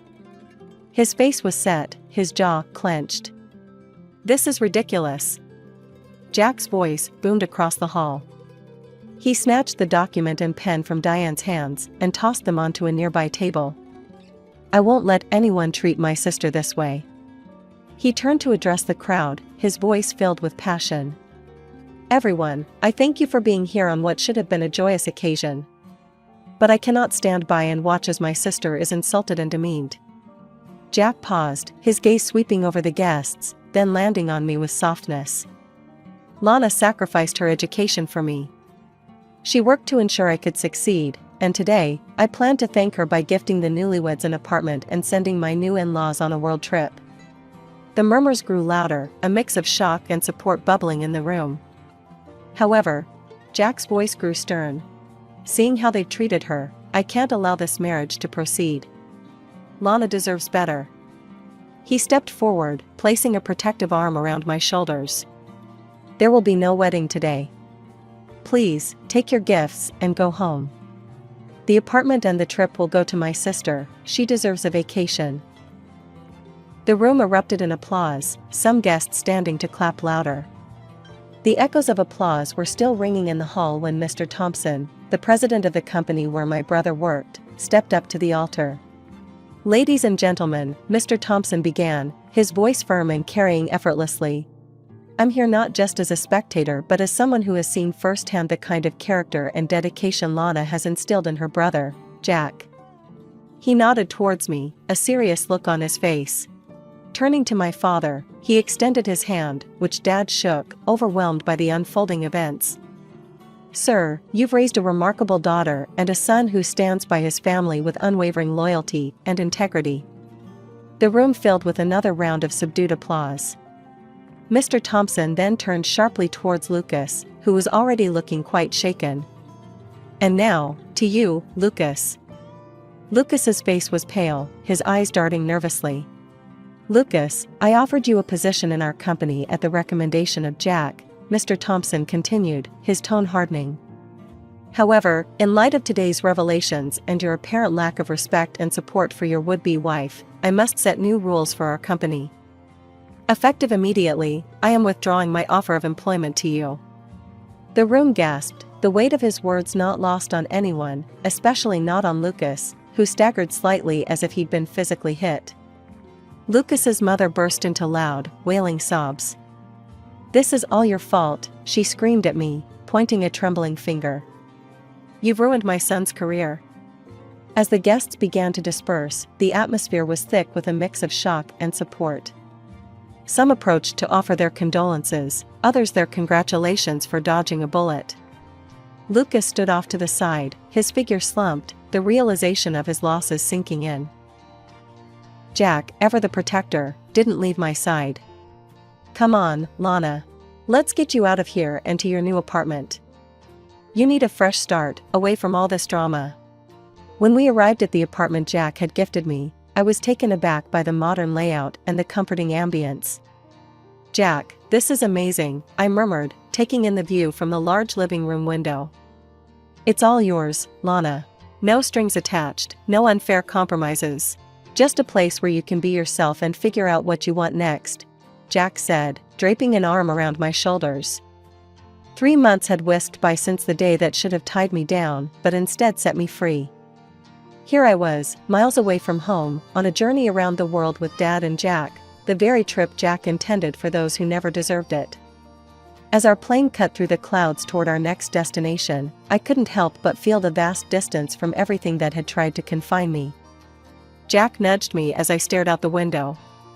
"Thinking about how high we are, or just daydreaming about pastries from that Parisian cafe?" I laughed, shaking my head. "Honestly, just enjoying the distance from all the drama." The conversation drifted to lighter topics, laughter filling the spaces between us. But amidst the casual banter, my thoughts sometimes drifted back to Lucas and his mother. Word had it that Lucas turned into a pariah in the business world, doors slamming shut as his reputation tanked, thanks to his own actions and his mother's antics. And Diane, once a social butterfly, found herself shunned, her schemes and demands at the wedding reaching legendary status among her circles. It was a fitting end to their saga, one might think, but I seldom let my mind linger there. Instead, I focused on the journey. It was on a sandy beach in Thailand, watching the sunset paint the sky with strokes of orange and pink, when I met Alan. He was there with his little daughter, Mia, building a sandcastle near where Dad, Jack, and I were lounging. Mia came bounding over to us with a shell in her hand, offering it to me with a shy smile. "This is pretty, thank you. What's your name?" I asked her. "I'm Mia. That's my daddy." She pointed to Alan, who was now walking towards us, a friendly grin on his face. "Hope she's not bothering you," Alan said as he reached us, his voice warm. "Not at all," I replied, handing Mia back her shell. We were just admiring her shell collection. Alan sat down with us, and we started chatting. He was from Australia, a widower taking some time to travel the world with his daughter. As days turned into weeks, our paths crossed often, between guided tours and hotel stays. Alan and I found ourselves sharing stories over coffee while Mia and Jack concocted sandcastles and adventures. It was easy, comfortable, and something about him felt like home. One evening, as we watched the sunset, Alan turned to me. "Lana, I know this trip is a reset for you, but when we get back, would you want to maybe see where this could go?" I looked at him, at the honest hope in his eyes, and felt a surge of warmth. "I'd like that, Alan. Let's see where it goes." As the trip neared its end, my heart was full. Not just from the adventures and the break from my past life, but from the possibility of a new beginning. With each country we left behind, I felt less of the old ties that bound me and more of the new connections that beckoned. My name is Lillian Carter. I own Carter Colors, a company that's made a big splash in the world of art supplies. I've worked my butt off to get where I am, and at 35, I felt like I was on top of the world. It was at a trade show in New York where my life took a turn that I hadn't seen coming. Walking through the crowded venue, I could hear the buzz about the latest trends in art materials. That's where I bumped into Ethan Gray. You could say he was famous, or more like infamous, in the art circles. His paintings sold for thousands, and his personal life filled just as many gossip columns. "Lillian Carter, right?" Ethan's voice cut through the noise as he approached my booth, his eyes scanning the vibrant display of aerosol paints. "That's me," I replied, extending a hand. "And you're Ethan Gray. Seen your work, heard a lot more." He flashed a grin, his gaze still lingering on the cans. We ended up talking over drinks after the show. Ethan was charming, no doubt about it, and he knew how to make a girl feel like she was the only one in the room. "So, Lillian, how'd you get into this gig?" Ethan asked, swirling his drink. "Started in my garage. Just me, some paint, and too many ideas. Now it's this," I said, spreading my arms wide. "What about you? Always a painter?" "Kind of fell into it," he shrugged. "But let's talk more about you. Your stuff's everywhere. Bet you're killing it." The conversation flowed as easily as the drinks, and by the end of the night, I was pretty taken with him. Ethan wasn't just interested in my business, he seemed genuinely into me. It was refreshing, considering most men were either intimidated or just wanted to talk shop. A few months flew by, and Ethan was everywhere I was. Art shows, gallery openings, you name it. He always made sure he was seen with me, and I won't lie, I liked the attention. One evening, as we closed down a particularly successful gallery event, Ethan pulled me aside. The room was buzzing with the last few art enthusiasts, but he had that look in his eyes that said he needed to talk. "Lillian, these past months with you have been incredible," he started, his voice low. "You're amazing, you know that?" I blushed, feeling a mix of excitement and nerves. "Thanks, Ethan. I've enjoyed it too. A lot." He took a deep breath, his hand finding mine. "I don't want to just date, Lillian. I'm in this. All in. What do you say?" The question caught me off guard. Here was a man who'd been the talk of the town, known for his fleeting romances, and he was looking at me like I was his next masterpiece. "I say, let's do it," I replied, my voice steadier than I felt. That night, Ethan asked me to marry him in a way that was both shocking and utterly perfect. It wasn't long before we were planning a wedding that was bound to be as colorful as my paints.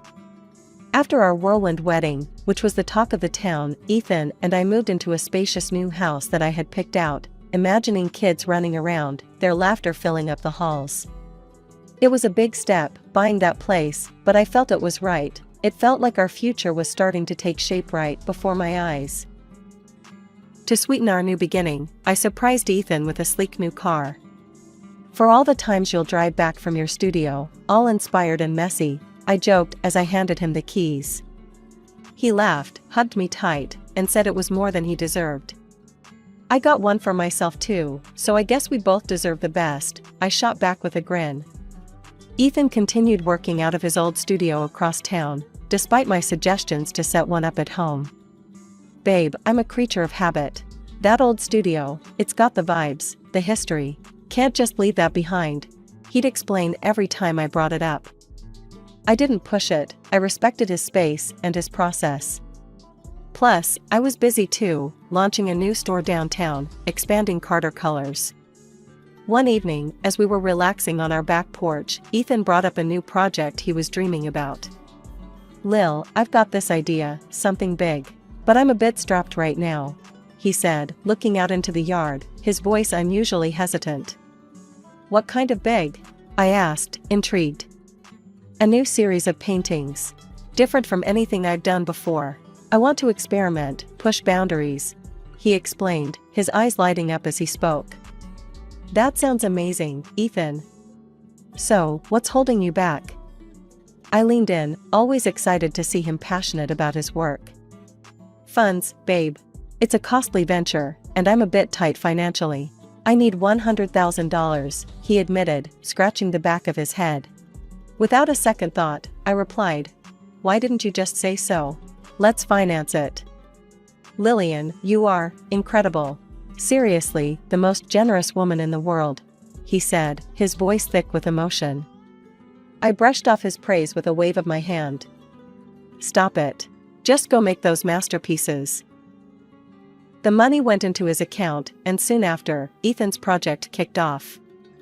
We'd go to his exhibitions together, and it was hard not to feel proud as I watched him talk about his art, the crowds hanging on his every word. I felt like we were a power couple, making our marks in our respective fields. One night, after an especially successful opening, we celebrated over dinner. "You see, Lil, this is all because of you. You inspire me," Ethan said, reaching across the table to squeeze my hand. "Nah, it's all you, babe. I just provided the canvas, you're the one making the magic happen," I replied, squeezing back. "But seriously, I don't know what I'd do without you," he continued, his gaze intense. "Let's not find out, okay?"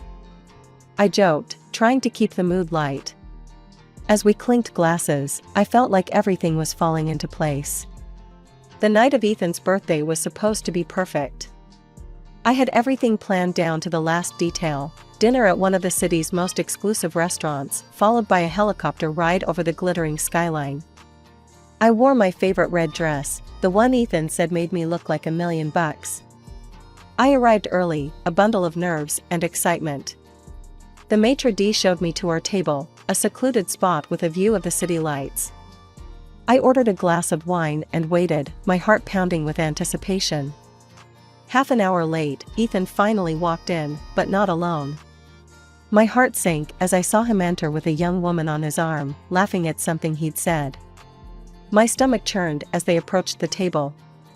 "Lillian, I need to talk to you," Ethan said, his voice serious all of a sudden. I looked from him to the woman, my eyes wide. "This better be good, Ethan. Who's this?" "This is Lana," he introduced her, and she gave me a small, almost mocking wave. "Look, Lillian, I'll be straight with you.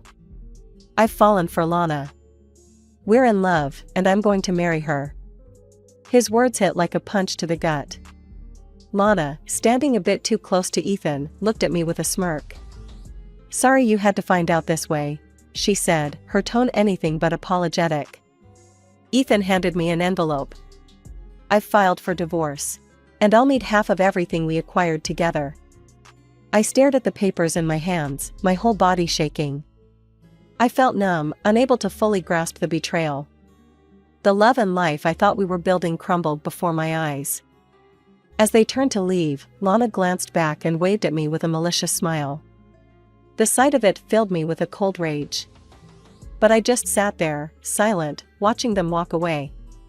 After they left, I downed my wine in one gulp and dialed Laura, my best friend. She picked up on the first ring. "Laura, it's me. Can I come over? It's Ethan, he's leaving me. For another woman." "Oh, Lil, I'm so sorry. Come right over, honey. We'll figure this out." I left the restaurant and headed straight to Laura's. The drive over was a blur, my mind racing and heartbreaking. When I arrived, Laura was waiting at the door, her face full of concern. Inside, we sat on the couch, and I poured out the whole sordid story. Laura listened, her face growing angrier by the minute. "He wants what? Half of everything? That no good, two timing." "Yeah, the house, the cars, even the new store," I said, my voice hollow. "I bought all that thinking we were building a future. We need to fight back, Lillian. This is outright theft. Laura's outrage mirrored my own. Let's find someone who can dig up dirt on him. If he's been planning this, who knows what else he's hiding? That night, I slept at Laura's place, my dreams a chaotic swirl of betrayal and whispered plans of revenge. The fight was just beginning, and I was ready to claim what was rightfully mine. The next morning, we were running on adrenaline and caffeine, ready to set our plan into motion. We found a private detective named Hank through a recommendation, and we wasted no time meeting him to discuss our situation. "Morning, ladies. What brings you to my part of town?" Hank asked, his office cluttered with files and old coffee cups. "Morning, Hank. We've got a bit of a situation. My soon-to-be ex-husband, he's pulled a fast one on me," I began, trying to keep my voice steady. Laura jumped in, her voice firm. "We need dirt, Hank. The kind that sticks.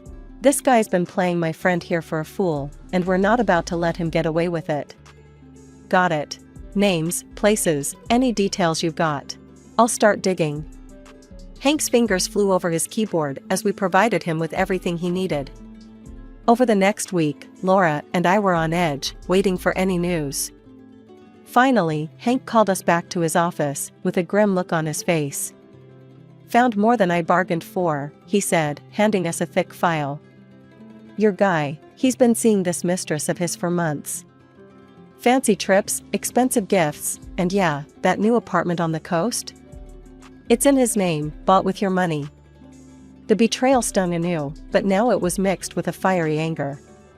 "Can we make this public? I mean, legally?" I asked, thumbing through the documents. Laura, ever the strategist, had another idea.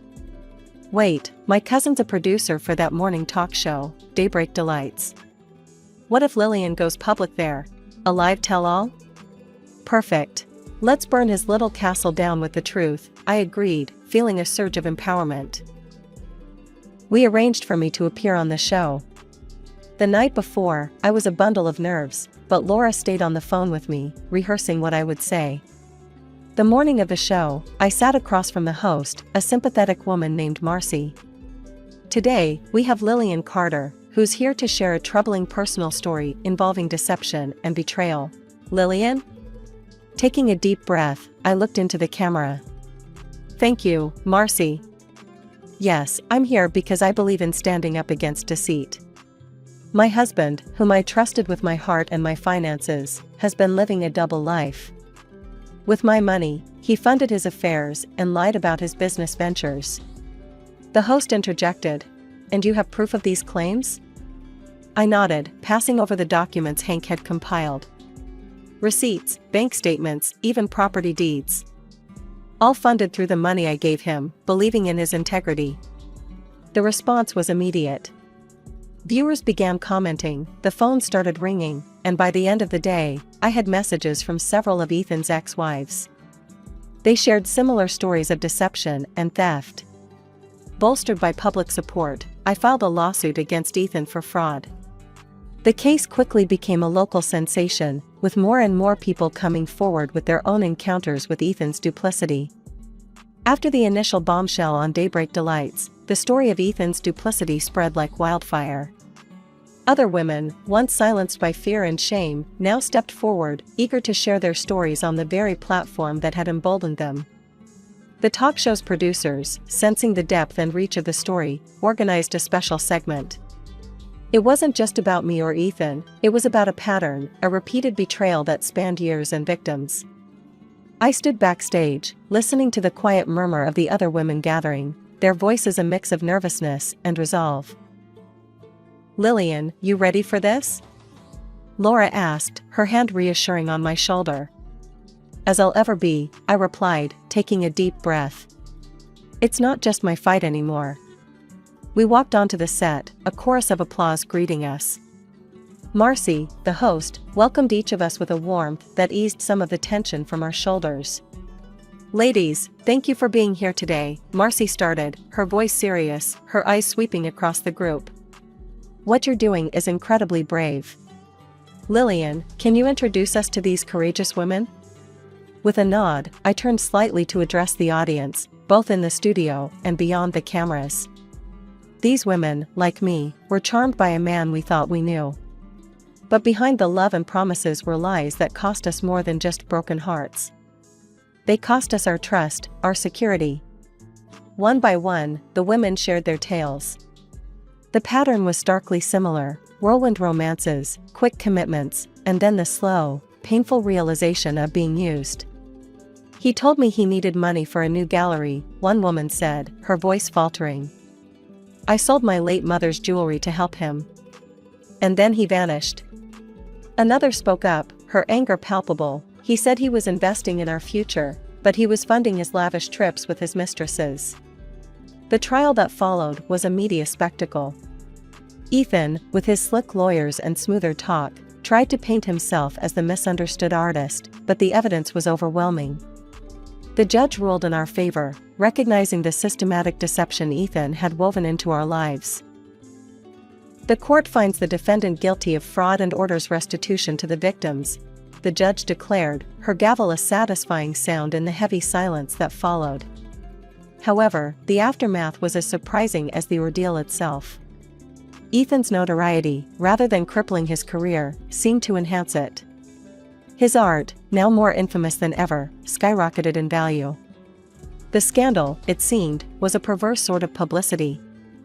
Months after the trial, Ethan's voice unexpectedly filled my living room, his laughter ringing through the phone in a call I never expected to receive. "Lillian, darling, I must thank you," he sneered, his voice oozing false sweetness. "What are you talking about, Ethan?" I replied, my grip tightening around the phone. "Oh, come now. Thanks to your little stunt, my paintings are selling at triple the price. Scandal really does wonders for the art world," he boasted, arrogance dripping from every word. I was silent, processing his audacity. "And to top it off," he continued, the smirk practically audible, "I've married again. A young, beautiful thing. Far superior to you in every way." His words were meant to wound, and they did, momentarily. But as he laughed and hung up, a fire built inside me. Hank called on time, at a time when I was considering new ways to get back at Ethan. "Lillian, you're gonna want to sit down for this," Hank's voice was thick with urgency. "What's up, Hank? What did you find now?" My heart skipped a beat, wondering what bombshell was left to drop. "It's big, Lil. I mean, career-ending big for Ethan. Meet me as soon as you can," he said. I agreed, curiosity and a twinge of that old, familiar rage stirring in my belly. At Hank's office, the evidence laid out was undeniable, shocking even to me, seasoned by now in Ethan's capacity for deceit.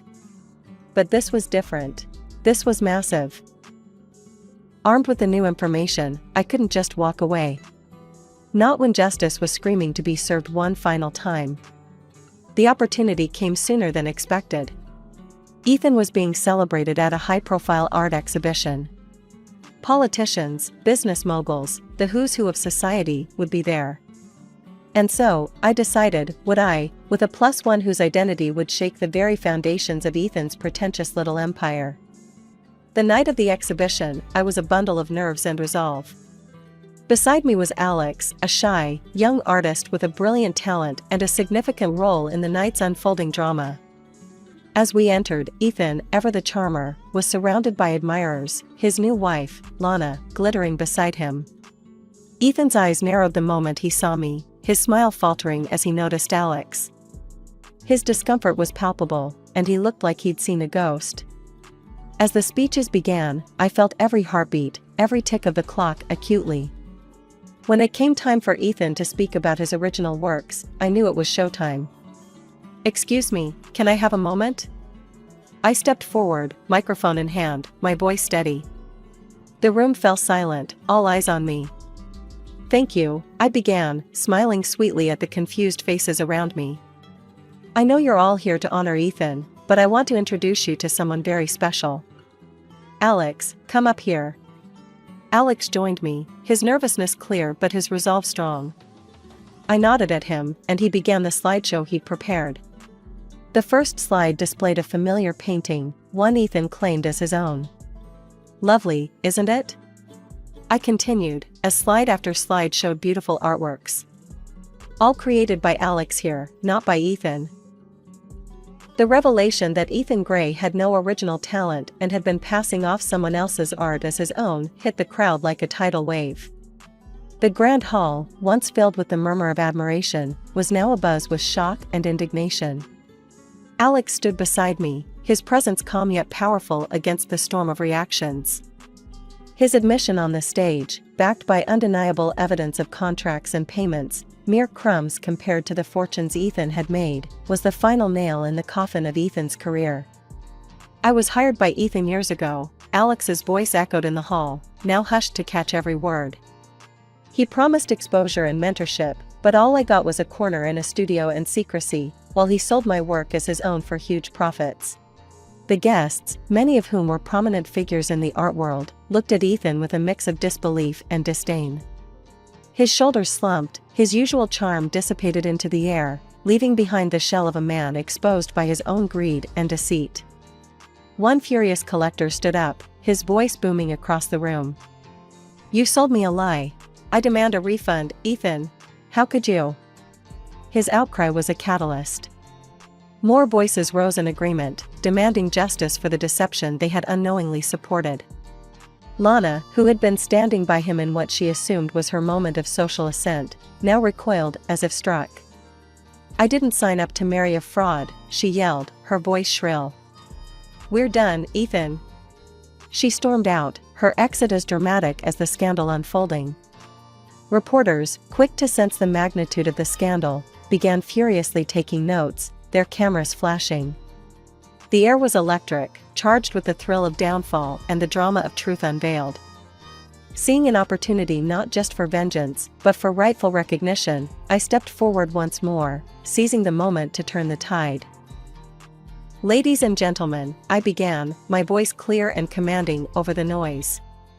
"Tonight has been a revelation not just of deceit but of true talent. This young man, Alex Mercer, is the real artist behind the paintings you've admired tonight." The room quieted, eyes turning to Alex, who stood a little taller under the gaze of the art world's elite. As his agent, I'm proud to present his genuine work, not just for sale, but for the recognition he rightfully deserves.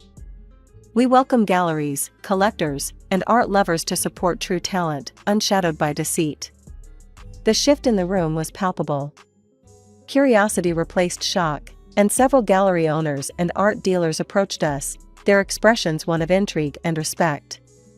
"Mr. Mercer, could we discuss potential exhibitions?" one gallery owner asked, her tone eager and genuine. "Absolutely," I replied, smiling at Alex, who was finally receiving the recognition he deserved. As the crowd began to buzz with positive murmurs and discussions of potential deals, I looked over at Ethan, now a bystander in his own downfall. His empire, built on lies and exploitation, had crumbled. 4 years had flown by since that explosive night at the exhibition. Life, it seemed, had settled into a rhythm more beautiful and fulfilling than I ever could have imagined. Alex and I, now not just partners in business but in life, had woven our paths together. The morning light filtered through our bedroom window, casting playful shadows on the wall. Alex, already awake, was sketching by the window, his fingers moving deftly over the paper.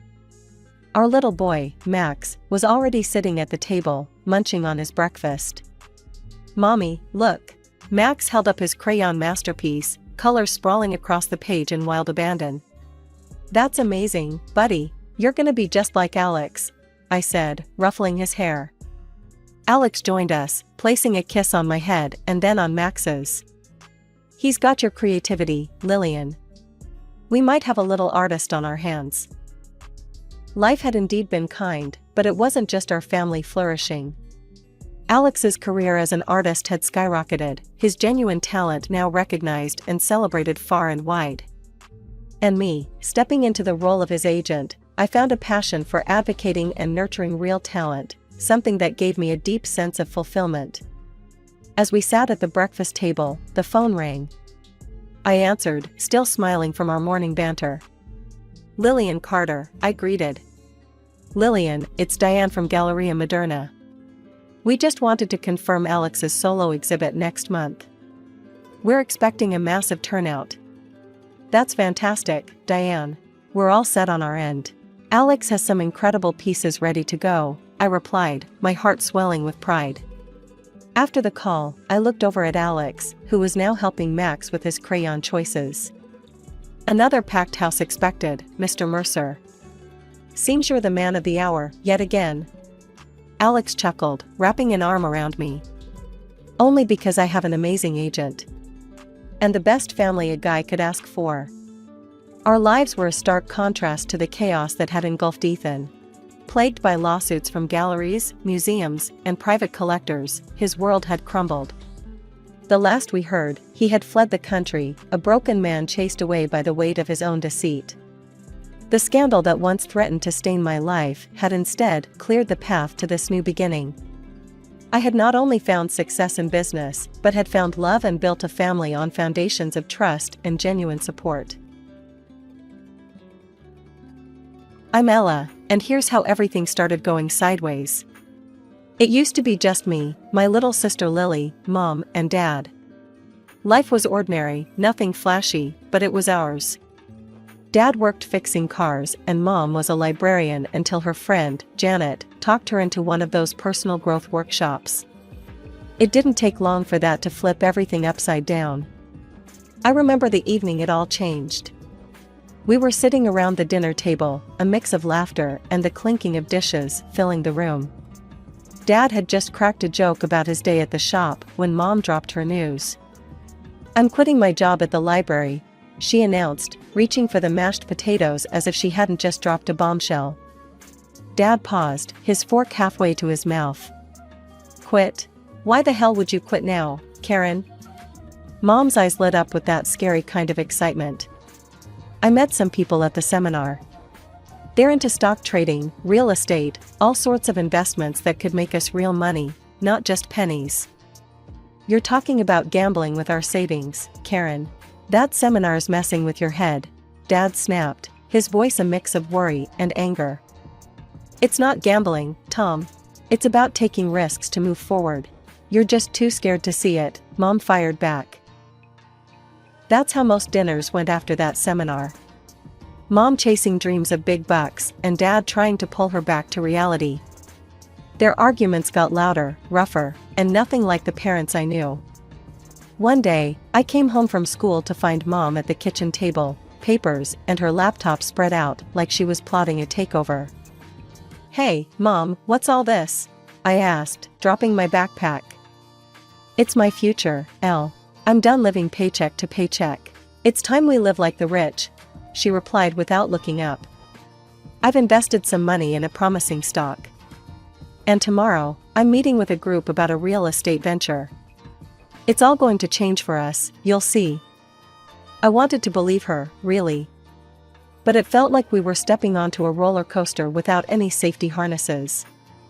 And what if it doesn't work out? What happens then? Mom finally looked up, her gaze fierce. It will work out. I'm making sure of it. Days turned into weeks, and the tension didn't let up. Dad hated the gambling, he called it that no matter what fancy name Mom gave it. I'd hear them at night, their voices raised in another heated debate. You're throwing away everything we've worked for, Karen. Those schemes are nothing but money pits. And you're just too chicken to seize a real opportunity, Tom. I'm trying to build something bigger here, and I don't need your negativity. Arguments between Mom and Dad were daily events, each more heated than the last. The stakes kept getting higher, and so did the tension. It was like living on a ticking time bomb, waiting for it to blow. One Thursday night, the air in the kitchen was thick enough to cut with a knife. Dad had just discovered Mom pulled a hefty sum from their joint savings account. I was trying to focus on my homework at the dining table, but the rising voices made it impossible. Karen, where's the money from our savings?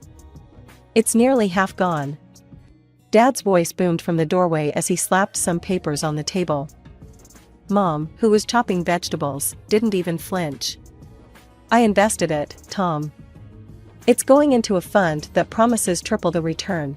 We talked about this. No, you talked, and I said no. When will you stop this madness? Dad was red in the face, his hands balled into fists. It's not madness, it's opportunity. You'd know if you weren't so stubbornly glued to your penny-pinching ways. Mom shot back, her voice icy. I looked over at Lily, who was quietly doodling in her notebook, her small shoulders hunched up to her ears. It broke my heart to see her like this, trying to shut out the storm around her. Your opportunities are bleeding us dry, Karen. We can't even pay this month's bills on time, because of your investments. Dad's voice cracked with frustration. And we'll make up for it tenfold when the returns come in. Just wait and see, Tom. Stop being such a pessimist, Mom retorted, slamming the knife down on the counter. Days passed, and the fights continued, each leaving a deeper mark than the last. I found myself dreading coming home after school, lingering at the library or wandering the streets just to avoid the constant tension. I was 2 years shy of graduation when the bomb dropped. It was a Saturday morning that seemed like any other until Dad found the bank statements. The air was thick with tension as he spread them across the kitchen table, his eyes scanning the numbers that made less sense with every glance. What the hell is this, Karen? Dad's voice was a mix of disbelief and rage as he looked up at Mom. Mom, who was sipping her coffee, looked like she'd rather be anywhere else. Tom, I was going to tell you. Tell me what? That you've gambled away Ella's college fund? Is that your big plan for financial freedom? Dad threw the bank statement down, pointing at the glaring zero balance. You've not just gambled with our money, Karen, you've gambled with our daughter's future. I was frozen by the entryway, Lily clutching my hand, both of us wide-eyed. This was worse than any argument before. This was about my life, my college, my escape plan from all this chaos. This is it, Karen. I'm done. I can't do this anymore. Dad's voice was cold, resigned. Dad turned to me, his eyes filled with a sorrow that knotted my stomach. I'm sorry, Ella. I tried. Within weeks, Dad was gone. He remarried quickly, moved to another city, and started over. He called at first, his voice always strained, always sorry. But Mom, ever the wounded warrior, blocked his number and painted him as the traitor. Your father left us, girls. He doesn't care. He's not even paying alimony, Mom told us one evening, her tone bitter as she deleted his contact from my phone. With Dad gone and college now a distant dream, it was down to me to keep our ship from sinking. I picked up a job at the local diner, Benny's, a place where the coffee was bitter but the paycheck steady. Every cent I earned went straight to Mom, supposedly to help dig us out of the hole her gambling had buried us in. But despite handing over my pay, bills were piling up, and Mom was hardly ever home, always off chasing her next big score. One particularly long day had me coming home past midnight. The house was dark, Lily asleep on the sofa with books scattered around her. I gently woke her up to get her to bed, feeling a mix of anger and sorrow that she had to live like this. The next morning, still beat from the double shift, I found Mom at the kitchen table, scribbling in a notebook filled with numbers and schemes, none of which ever seemed to pan out. Mom, what's for dinner tonight? I'm pulling another double, and I won't have time to cook, I asked, hoping for once she'd taken care of something, anything. She didn't look up, just kept on scribbling. Don't eat here, eat at work. And you should get Lily a job there too. We could use the extra money. Her words hit me like a slap. Are you serious? She's only 14, Mom. And my job is to make sure she doesn't have to work, that she gets to be a kid as long as she can. Mom shrugged, still not looking at me. Needs must, Ella. We're drowning here. That evening, after my shift, I spotted Mom outside a flashy new casino downtown. She was arguing with a bouncer, her face flushed and angry as she was escorted out. Mom, I called out, running over. What are you doing? She rounded on me, her eyes wild. I was so close, Ella. I have a system, downloaded it off the net. It's foolproof, Ella. I just need to tweak it a bit, and then we'll be rolling in it. You think you're gonna win big, but it's all a scam. It's designed to make you lose, Mom. The house always wins, not us. she scoffed, her voice dripping with sarcasm. Oh, and you know better? Working at a diner is gonna save us? At least it's real money, Mom. It's honest work, not this fantasy you're chasing. You're addicted. Mom's face hardened. I'm not addicted. I'm trying to fix our lives. You'll see. Tomorrow, I'll prove it. With that, she stormed off, leaving me standing alone on the street. I walked home slowly, each step heavier than the last. I had to accept it, Mom wasn't going to change. It was up to me to keep Lily safe and try to scrape together some semblance of a future. But as I unlocked our front door to the sight of bills and final notices stacked up, I couldn't help but feel we were one losing hand away from losing everything. With Lily's birthday coming up, I threw myself into extra shifts at the diner. She had been upset lately, feeling left out because her clothes weren't as nice as her classmates. I wanted to buy her something special, something beautiful that would make her feel confident and happy on her day. I had a little box, a plain, old shoebox, where I stashed away every extra dollar I could spare. I hid it well under my bed, buried beneath winter clothes and old notebooks. It was supposed to be a surprise, a good surprise, not like the ones Mom kept springing on us. 2 days before Lily's birthday, while I was at work, I got a frantic text from her. It just read, "Come home now, it's Mom." My stomach dropped. I swapped shifts with a friend and rushed home, my mind racing with what could have gone wrong this time. I arrived to shouting. The front door was open, and I could hear Mom's voice booming from inside my room. As I stepped in, the scene before me was chaos. Clothes and papers were strewn everywhere, and there was Mom, holding the shoebox, her face twisted in anger. "You selfish little rat," Mom was screaming as I walked in. "Stealing from your own family, hoarding money like it's all yours." "What? No, Mom, let me explain," I tried, but she cut me off. "Explain? Explain how you hide money while we're drowning in debt. You think you're better than me? That you can just do whatever you want? That money was for Lily, for her birthday." I shouted back, trying to make her understand, but it was like talking to a storm. Lily was crying by the doorway, her small frame shaking. "Mom, please, Ella was doing it for me, for my birthday." Mom turned on her, eyes blazing. "Oh, so you knew? Great. Both my daughters are conspiring against me. What a great family I have." "It's not like that, Mom. We just wanted..." Lily tried to speak, but Mom wasn't having any of it. "I can't trust either of you."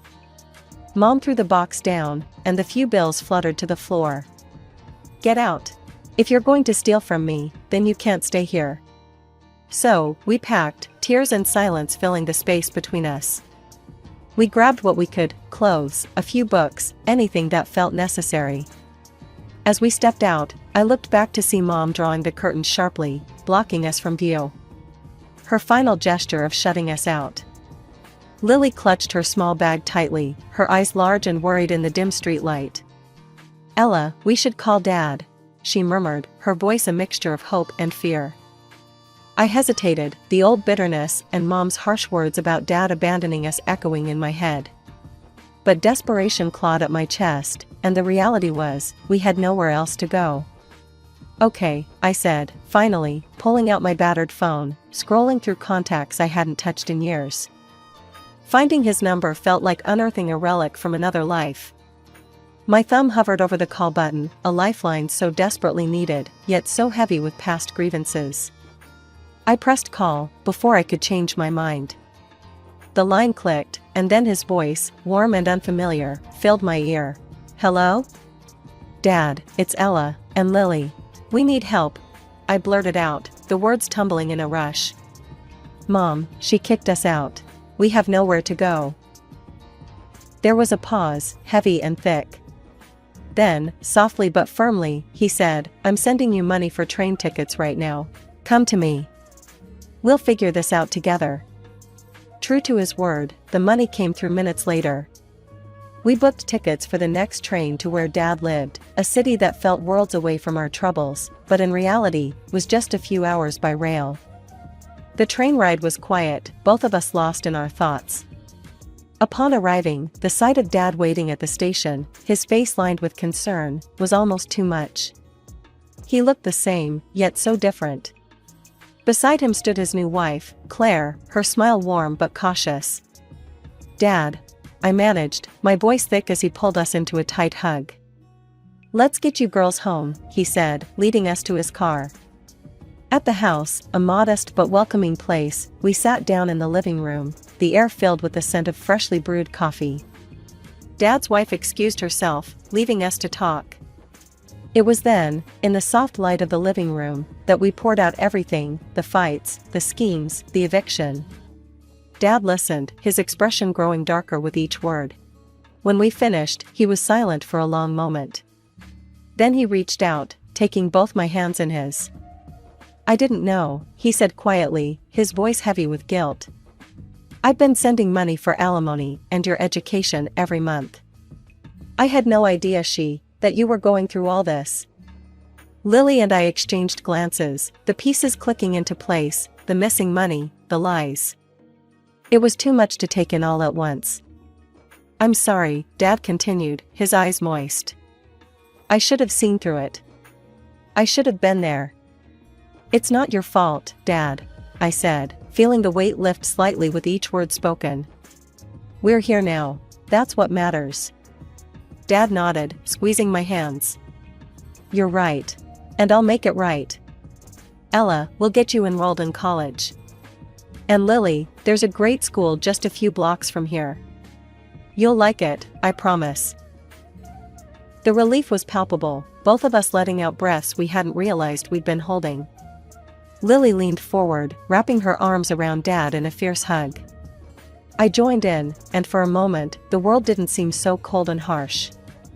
The next morning, gathered around the breakfast table in Dad's kitchen, the sunlight spilled over like a promise. Claire, who I learned was a lawyer, brewed coffee while chatting about the local school system, her voice smooth and reassuring. "So, you girls will be needing some guidance," Claire began, pouring herself a cup. "Your fathers told me everything, and I want you to know I'm here to help, legally, personally, whatever you need." Lily, munching on her toast, looked up with a hopeful glance. "Does that mean you can stop Mom from—" Her voice trailed off, but the question hung in the air, heavy and fraught with past pains. Claire set down her coffee, her expression serious yet kind. "Yes, Lily.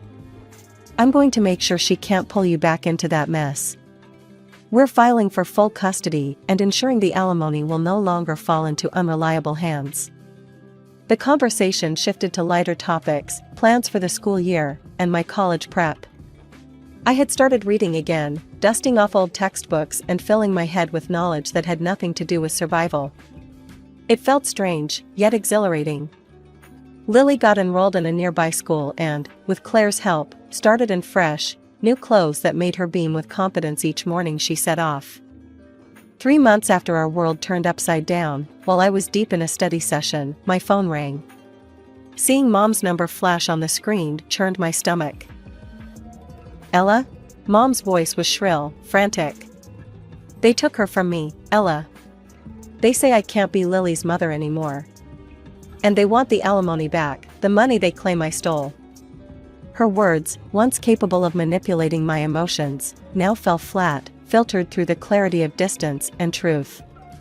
"Mom, you did take that money. Money that was meant for us, for our future. You used us."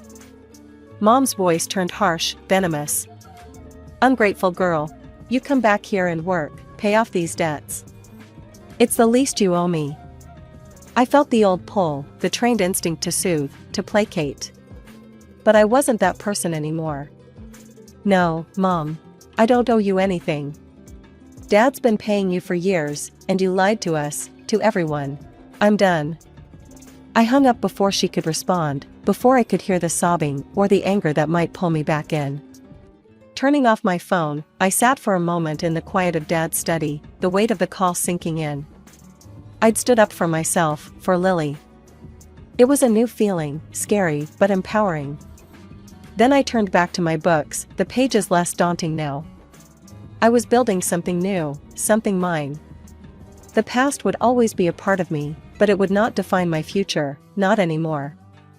As Dad had promised, he supported me through college, covering tuition so I could focus on my studies without the crushing weight of debt.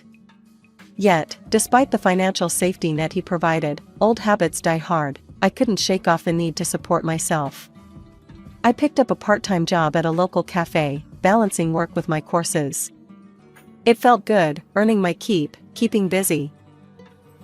Claire, Dad's wife, turned out to be more than just a steely lawyer. She became the family anchor we didn't know we were missing. For Lily, she was there at every school event, clapping louder than anyone. For me, she showed up at my college, attending every significant ceremony. One evening, as we sat around the dinner table, I couldn't help but express my gratitude. Claire, I don't know how to thank you. You've been there for every parent-teacher meeting, every recital. It means the world to us. Claire smiled, passing me the salad.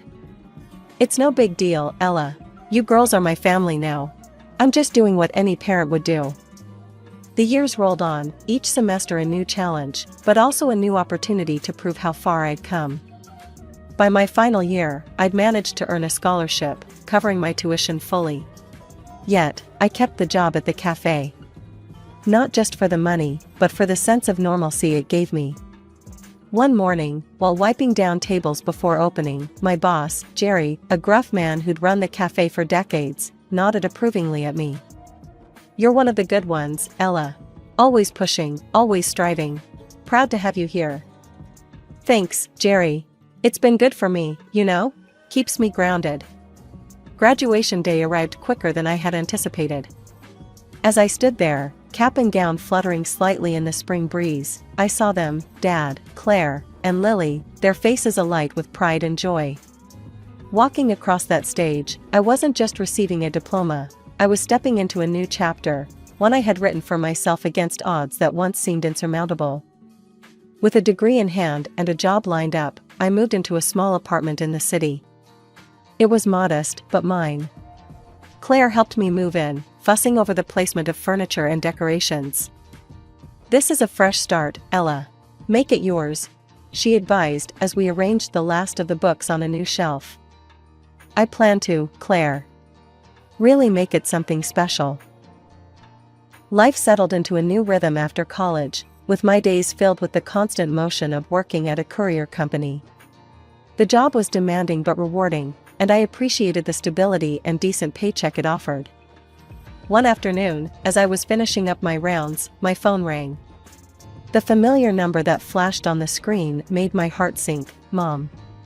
Taking a deep breath, I answered, bracing myself for what was coming.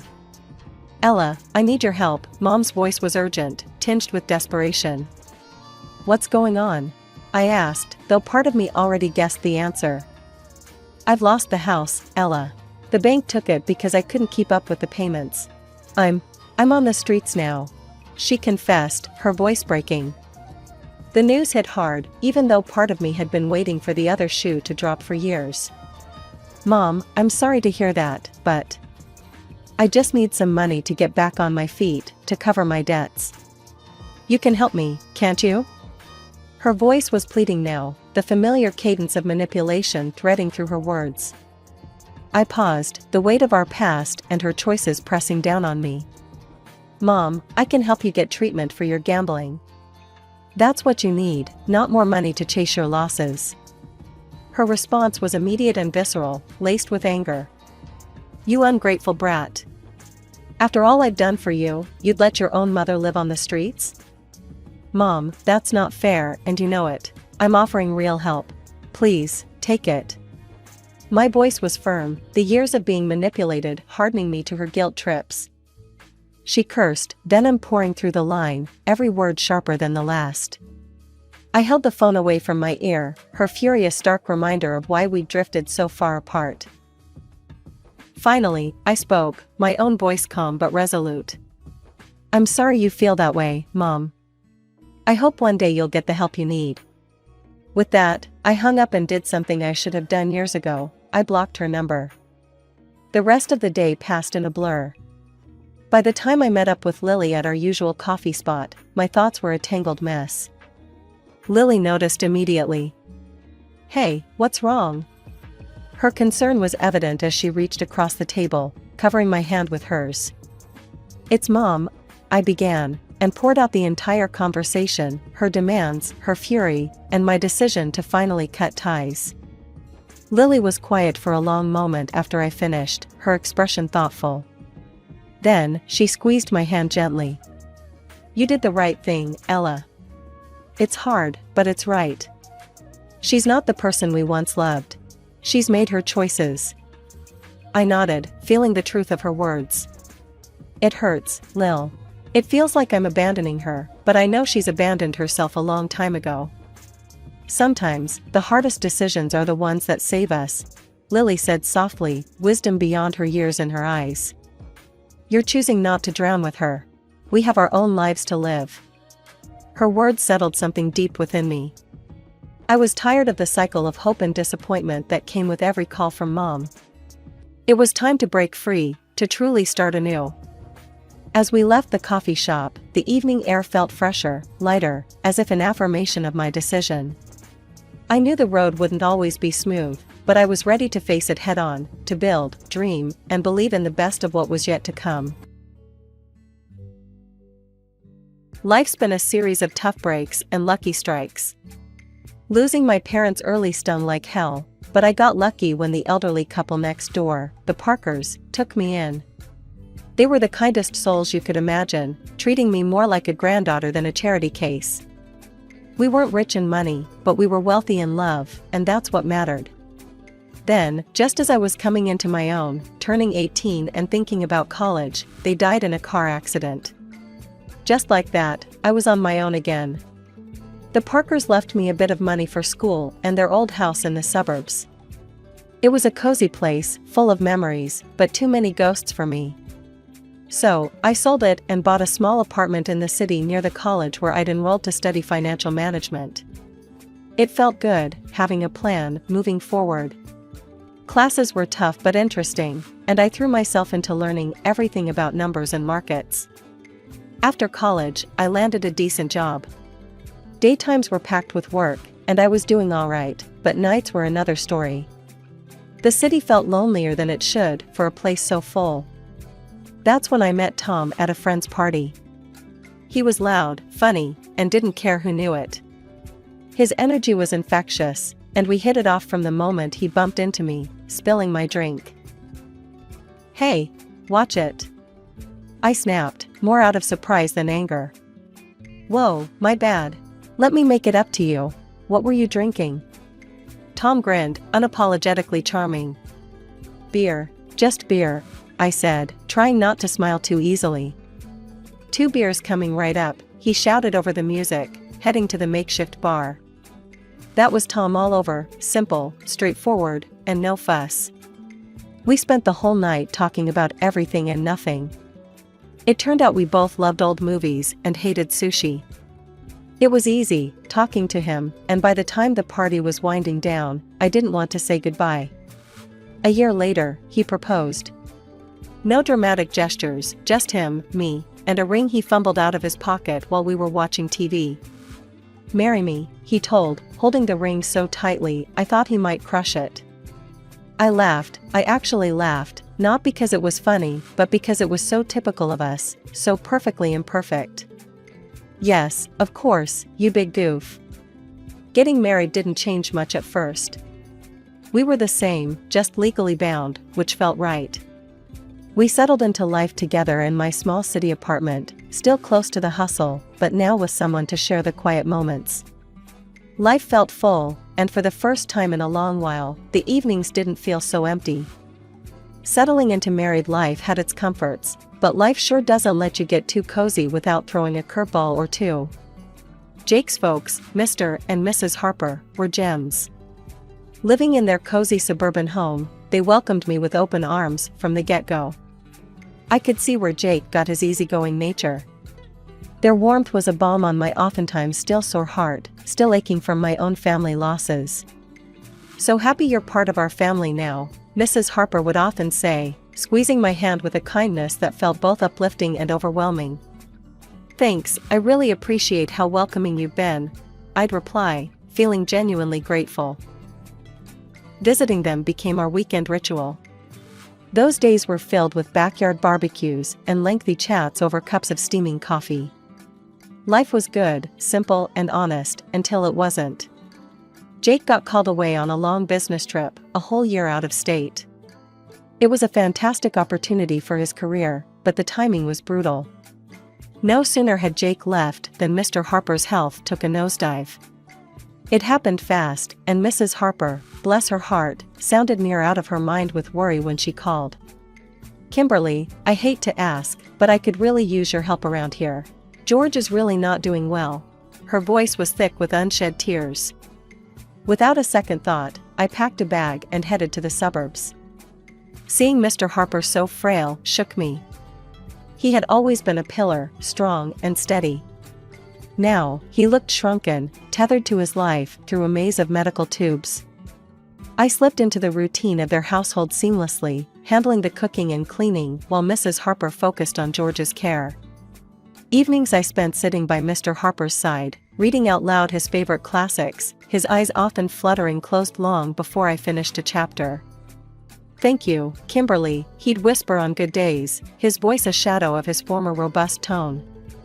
"It's my pleasure, really," I'd squeeze his hand, trying to offer comfort through simple touch.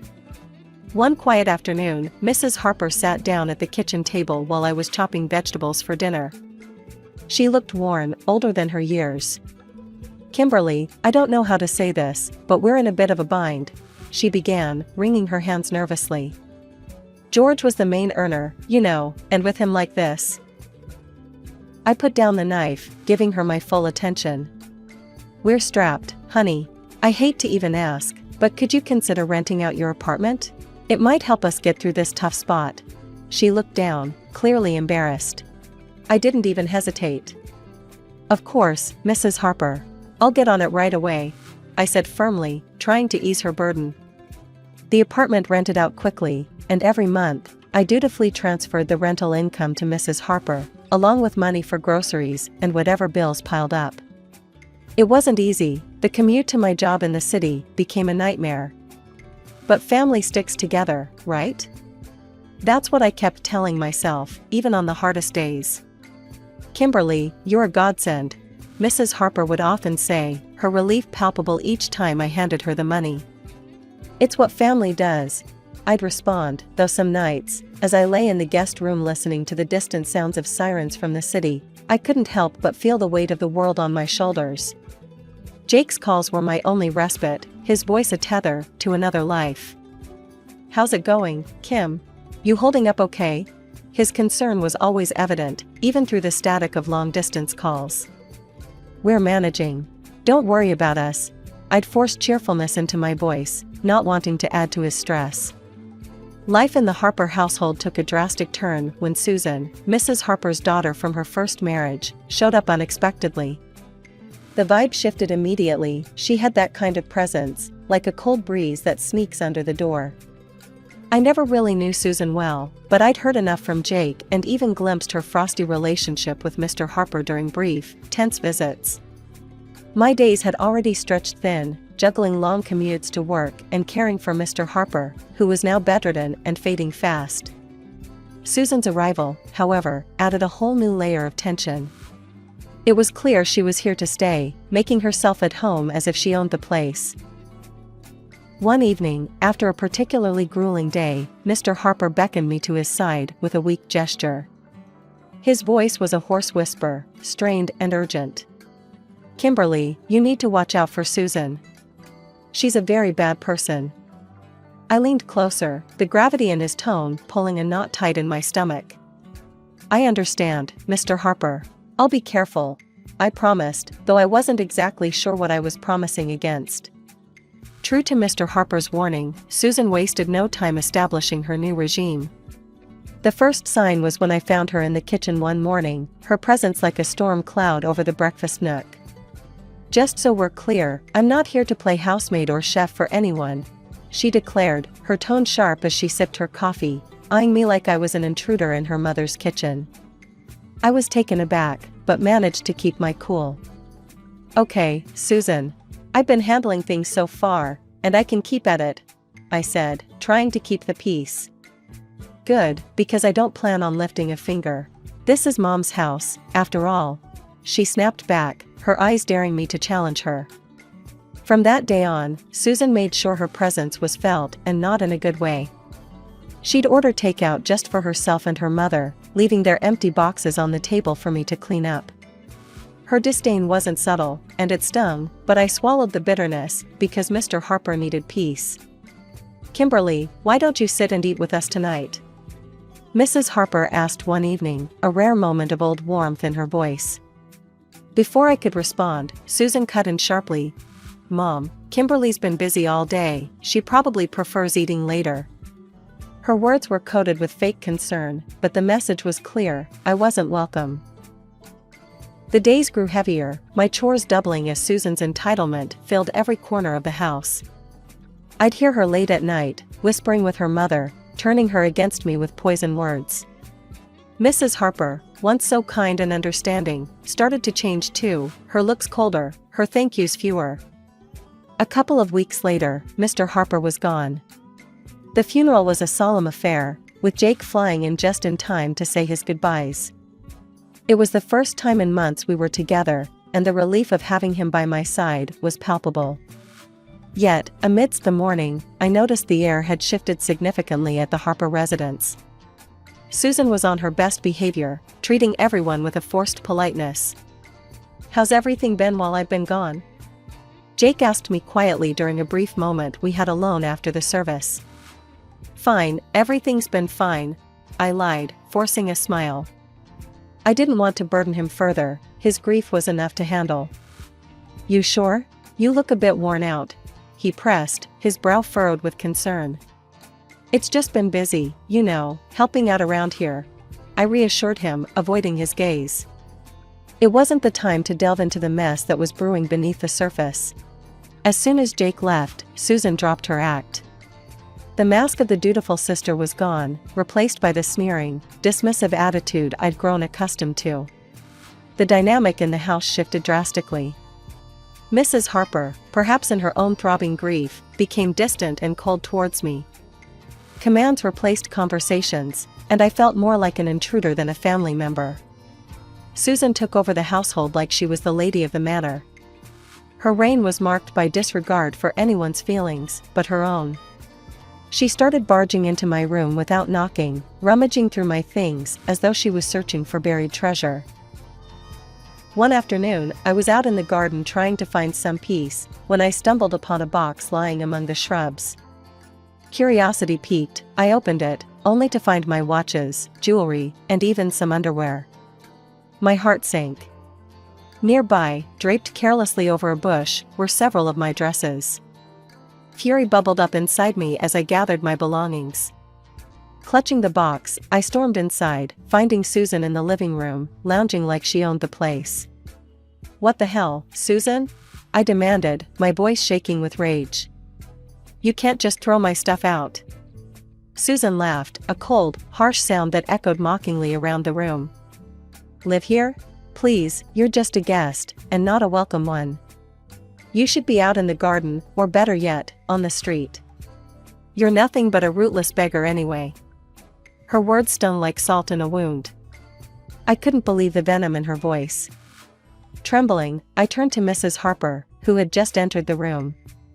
"Mrs. Harper, please, tell her she can't treat me like this. This is supposed to be my home too," I pleaded, my voice cracking. Mrs. Harper, once kind and gentle, now looked through me as if I were glass. "This is Susan's house now.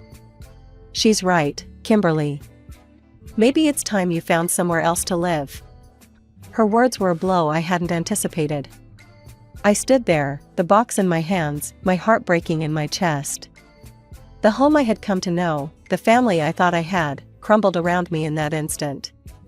Despite everything, I stayed because of a promise I made to Mr. Harper on his deathbed, to look after his wife and not let Susan overpower her. But day by day, Mrs. Harper seemed to adopt Susan's cruel traits, her words turning sharp, her eyes cold. "You're just sitting on your hands here, aren't you? Mrs. Harper snapped one evening as I cleaned up after dinner, her voice dripping with disdain. "I'm doing my best to keep things running smoothly," I replied, trying to keep my voice steady despite the hurt her words caused. "Best? Could have fooled me. Seems like you're just freeloading," she scoffed, turning her back to me as she left the room. Her words stung. I was far from a freeloader. I had rented out my apartment and transferred nearly all that income to Mrs. Harper, on top of handling most of the housework, while Susan did nothing but criticize. Susan, living off her mother's pension, was relentless. "Really, what did my brother even see in you?" she would taunt me nightly, her voice loud enough to carry through the thin walls. I'd bite my tongue, swallow the anger and frustration, and remind myself of the promise I made. But the atmosphere was suffocating, the house a minefield of hostility. One evening, coming home early from work, my world tilted on its axis. I walked in to hear Susan and Mrs. Harper in the middle of a heated discussion in the living room, not noticing my arrival. "We need to get her to sell that apartment of hers. You know how much we could use that money," Susan was saying, her tone greedy and calculating. "Yes, but how do we convince her? Kimberly's no fool, she won't just hand it over," Mrs. Harper replied, her voice a mix of frustration and greed. "Leave it to me, Mom. I'll sweet-talk her into it. Once she signs it over, we can finally live the way we deserve." Susan's words slithered through the air like a snake. Hearing them plot to strip me of my only financial security was a cold splash of reality.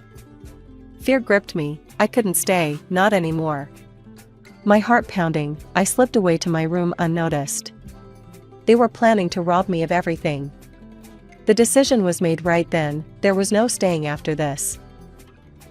I hurriedly packed my essentials, my hands shaking. Every second in that house now felt like a countdown to disaster. I didn't bother with goodbyes, they didn't deserve them. Slipping out the back door, I ordered a taxi to the station. Sitting on the train to Jake's state, doubts swirled in my mind. Would Jake understand? Would he take their side? The uncertainty was crushing, but the fear of what might happen if I stayed was worse.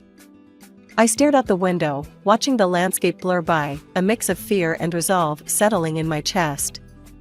When I arrived at Jake's place, his reaction was a cocktail of shock, relief, and a swirl of questions. His eyes widened as he opened the door to find me standing there, bag in hand, looking probably as frazzled as I felt. "Kimberly? What are you doing here? Is everything okay?" he asked, stepping aside to let me in. I hesitated, taking in the familiar, comforting sight of his temporary home. "No, Jake, everything's not okay. Not at all," I replied, my voice catching a bit. He led me to the couch, his expression now lined with worry. "Talk to me, babe. What happened?" I told him everything, starting from Susan's return, the worsening conditions at home, the financial manipulations, and the final straw, the plot to make me sell my apartment. I hadn't wanted to worry him before, didn't want to add to his stress while he was away working. Jake's face darkened with each word I spoke. By the time I finished, his fists were clenched, his jaw set hard. "Why didn't you tell me any of this before?" he asked, his voice a mix of anger and concern. "I didn't want to cause more trouble. I thought I could handle it," I admitted, feeling foolish now. "Kimberly, damn it, you shouldn't have to handle anything like that alone," he exploded, standing up to pace the room. "I can't believe my mom and Susan would treat you this way." He stopped and looked at me, his eyes intense. "I'm not letting anyone treat my wife like that. No way," he declared, pulling out his phone. I watched, heart pounding, as he dialed his mother. The phone barely rang twice before she picked up. I couldn't hear her words, but the stiffness in Jake's shoulders told me enough. "Mom, this has to stop. I know about everything, and I won't tolerate it. If Susan doesn't leave, and if you don't start treating Kimberly with respect, you can forget about us helping out anymore. No more money, no more nothing." Jake's voice was steel, not giving room for any argument. There was a brief, fiery exchange, then silence. Jake's hand tightened around the phone. "Fine, if that's your choice, then you've made mine," he said finally, and hung up. He turned to look at me, his expression softening. Looks like it's just us now, babe. That's all we need, he said, coming over to wrap me in his arms. I leaned into him, the safety of his embrace fortifying me against the whirlwind of emotions. Just us, I murmured, feeling the truth of his words. We were on our own now, but somehow, that felt okay. Jake and I talked long into the night. We discussed practical things like my remote work arrangements and our financial plans without the extra drain of supporting his mother and Susan. It felt like we were laying the foundations for a new chapter, just the two of us. Whatever happens, we're in this together. You and me against the world, right?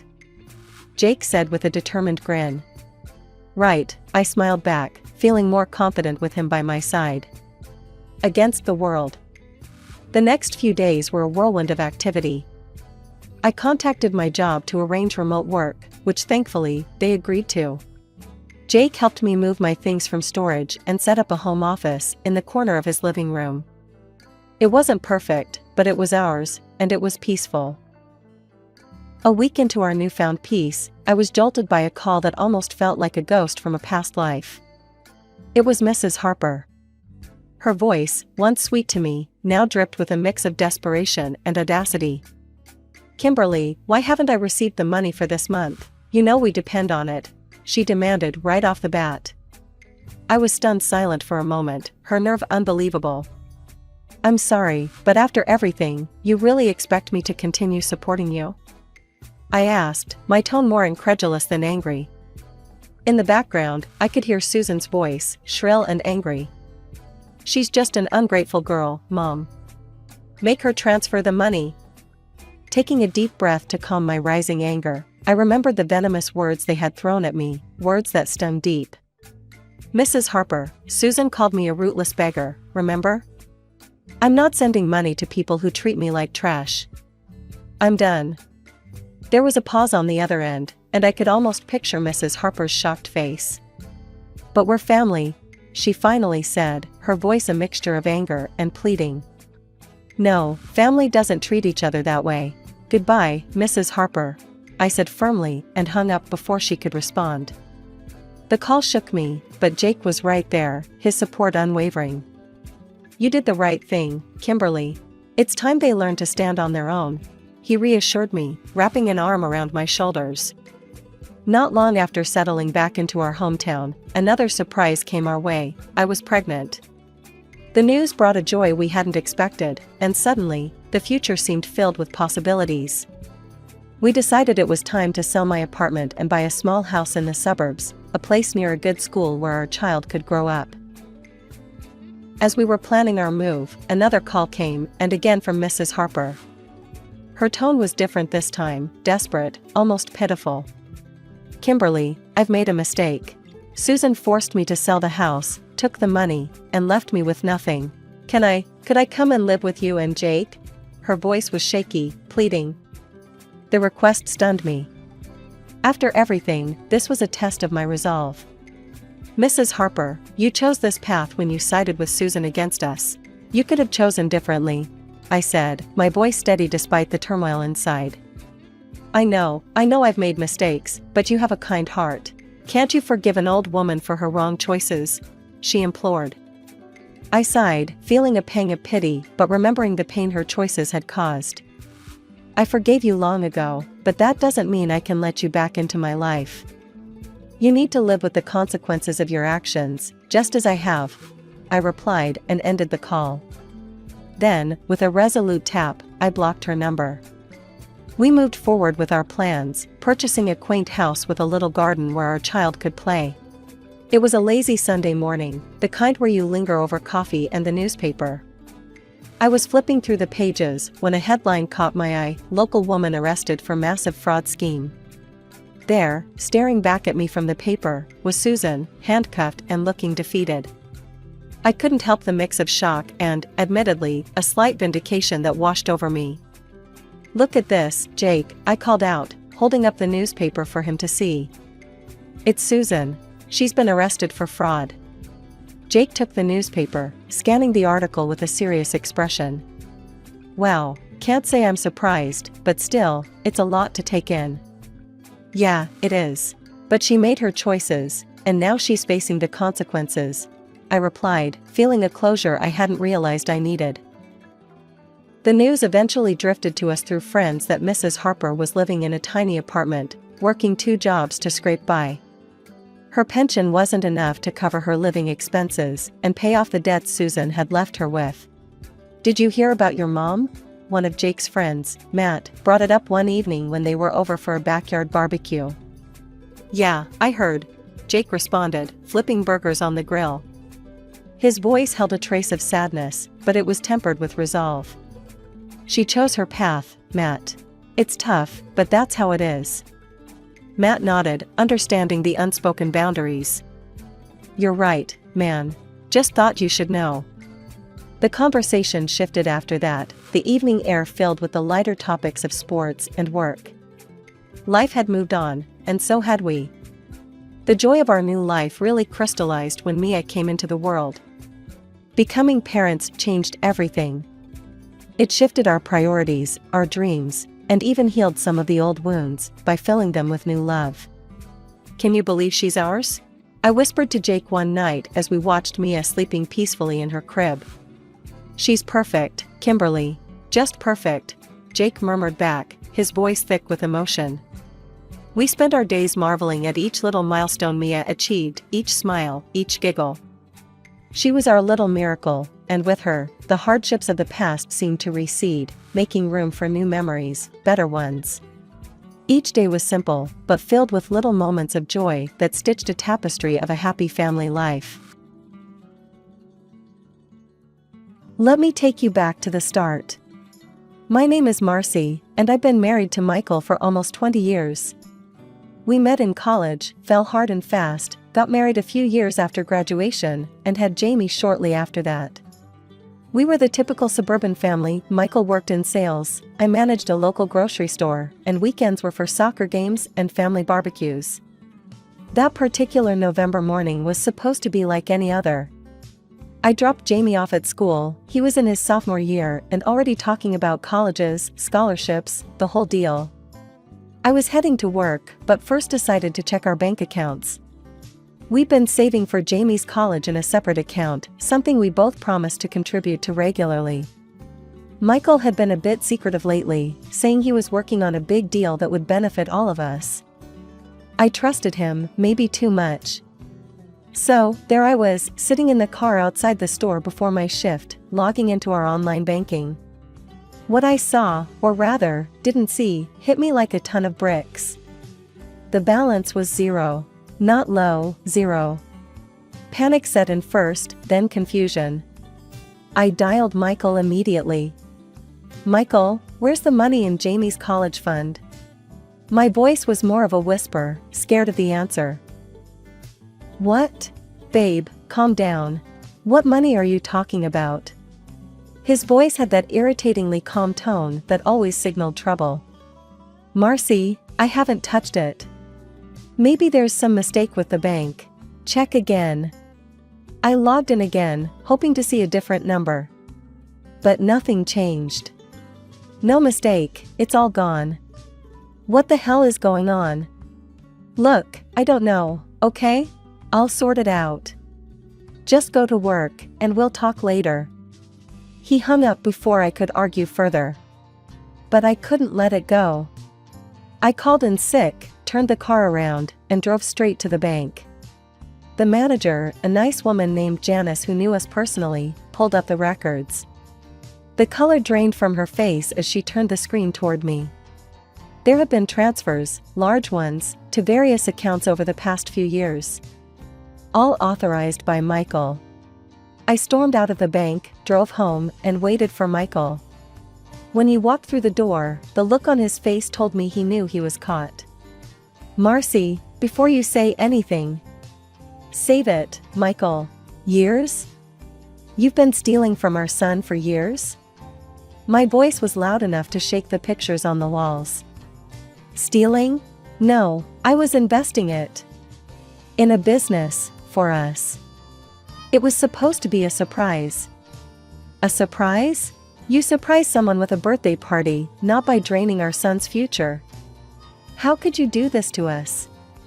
I was yelling now, each word sharp and bitter. He started to say something but stopped when he saw the look on my face. He knew this was different, this was serious. I need to think. I can't even look at you right now. I walked away, my mind swirling with betrayal, anger, and the terrifying question of how we were going to afford Jamie's college now. The next morning, my mind was still racing. Michael was already at the kitchen table when I walked in, his mother, Gloria, sitting beside him with a cup of coffee in her hands. The air was thick with tension, and I could tell this wasn't going to be an easy conversation. "Michael, I want every penny put back into Jamie's account today," I said, my voice steady but firm. Gloria scoffed, rolling her eyes. "Oh, please, Marcy, don't be so dramatic." Michael was only trying to help the family. I turned to her, shocked by her dismissal. "Dramatic? It's our son's future we're talking about, Gloria. How can you just sit there and defend him? And besides," Gloria added, "it's about time Jamie learned to stand on his own 2 feet. Why should he rely on us to pay for his education?" I stared at them, dumbfounded. "So, you're saying our promise to our son means nothing? That we should just let him fend for himself?" Gloria shook her head. "Look at you, making a mountain out of a molehill." "I'm not going to stand here and be called hysterical for caring about our son's future," I shot back, feeling the heat rise in my cheeks. Michael sighed, rubbing his temples. "Look, Marcy, I think it's best if we just cool off. We're obviously not going to agree on this." "No, we're not," I agreed, my mind made up. "I want a divorce, Michael." The room went silent. Even Gloria stopped her tutaying. "A divorce? Over this? Marcy, you need to think about this more clearly," Michael said, his voice low. "I've never been more clear about anything. You took our son's future away, and you expect me to just accept it? No, I can't and I won't. And I want the house in return for all the money you spent. That's my final decision." Michael laughed, a cruel sound that filled the room. "You think you can just take everything? I'll fight you for the house. I'll fight you for every damn thing in that divorce court." I could feel Gloria's eyes on me, her disdain palpable. But I was beyond caring what she thought. "Fine. Fight all you want. But I'm done here. Come on, Jamie, we're leaving." I called out to my son, who had been waiting in his room, probably overhearing everything. As Jamie and I gathered our things, Gloria's voice followed us. "You're making a mistake, Marcy. You'll see. You'll come crawling back." I didn't even turn around. With every step towards the door, I felt a small piece of my old life fall away, but I also felt a strange sense of freedom. Jamie and I got into the car, and I drove us to my parents' house. We were together, and that's what mattered. A week had barely passed when Michael and his mother, Gloria, decided to storm into my parents' house like they owned the place. I was in the kitchen, helping Mom with dinner, when I heard the front door slam open. There they stood, Michael looking smug and Gloria red-faced with anger. "We've hired the best lawyers, Marcy," Michael announced as if he was declaring war. "And they're going to prove that my mother funded the purchase of our house. So, you might want to reconsider your demands, unless you want to lose everything." Gloria stepped forward, jabbing a finger in my direction. "Yeah, and you better just forget about the money Michael took. Accept the divorce and the house split 50-50, or we'll make sure you and your son end up with nothing." "Listen here, Michael," I shot back, my voice steady despite the anger boiling inside. "I was the one who made the initial payment on that house. We both know that. Your mother's claim doesn't change the truth." Gloria's face turned an even brighter shade of red. "Lies. My money bought that house, and we're going to prove it. When we're done with you, you'll be begging on the streets." Michael nodded, backing up his mother's venomous words. "It's time you face reality, Marcy. You and your son will be out of that house before you know it." My mother, who had been silent until then, finally spoke up. You have no right to come into our home and speak to my daughter that way. Get out, now. But Gloria wasn't done. She scoffed and turned her rage towards me again. You think you're smart, huh? Well, let me tell you something, young lady. It's not just about the house. You're going to lose everything because of your stubbornness. That was when my father stepped up, his presence towering over both Michael and Gloria. I think you've said enough. Both of you, get out of my house now, or I'll throw you out myself. They hesitated, Michael's arrogance fading as he met my father's unwavering gaze. Gloria tugged at his arm, muttering something under her breath as they turned to leave. Once they were gone, the house fell silent except for the sound of my racing heart. My hands were shaking, and I could feel tears threatening to spill over. Later that same day, after dinner had been cleared and we were all trying to find some normalcy, Jamie spoke up. He had been quiet throughout the meal, lost in thought. Mom, I remembered something weird, he began, looking unsure. A couple of weeks ago, I saw Dad and Aunt Linda at the mall. They were in the jewelry store. My heart sank. Linda had been my best friend since high school. What were they doing there? I asked, though part of me wasn't sure I wanted to know the answer. They were picking out jewelry. Aunt Linda said it was a gift for you. Jamie's voice trailed off, his expression confused. A gift for me? I repeated, feeling a mix of hope and suspicion. But he never gave me any jewelry. Yeah, and that's what's weird. They were laughing and looked really close. Aunt Linda even told me to keep it a surprise. Jamie frowned, clearly troubled by the memory. My mind was racing. None of this made sense. Why would Michael buy jewelry with Linda and not give it to me? And after today's confrontation, everything felt even more suspicious. I need to get to the bottom of this, I said more to myself than to anyone else. I'm going to hire a private detective. I need to know what's going on. I could feel my resolve hardening. If Michael was cheating on me with my best friend, I had to know the truth. A couple of weeks later, I got a call from the detective I'd hired.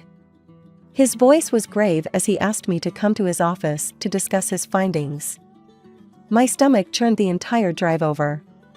When I arrived, he handed me a thick envelope. Mrs. Harper, I'm sorry to say, the news isn't good, he started, and from there, he laid it all out.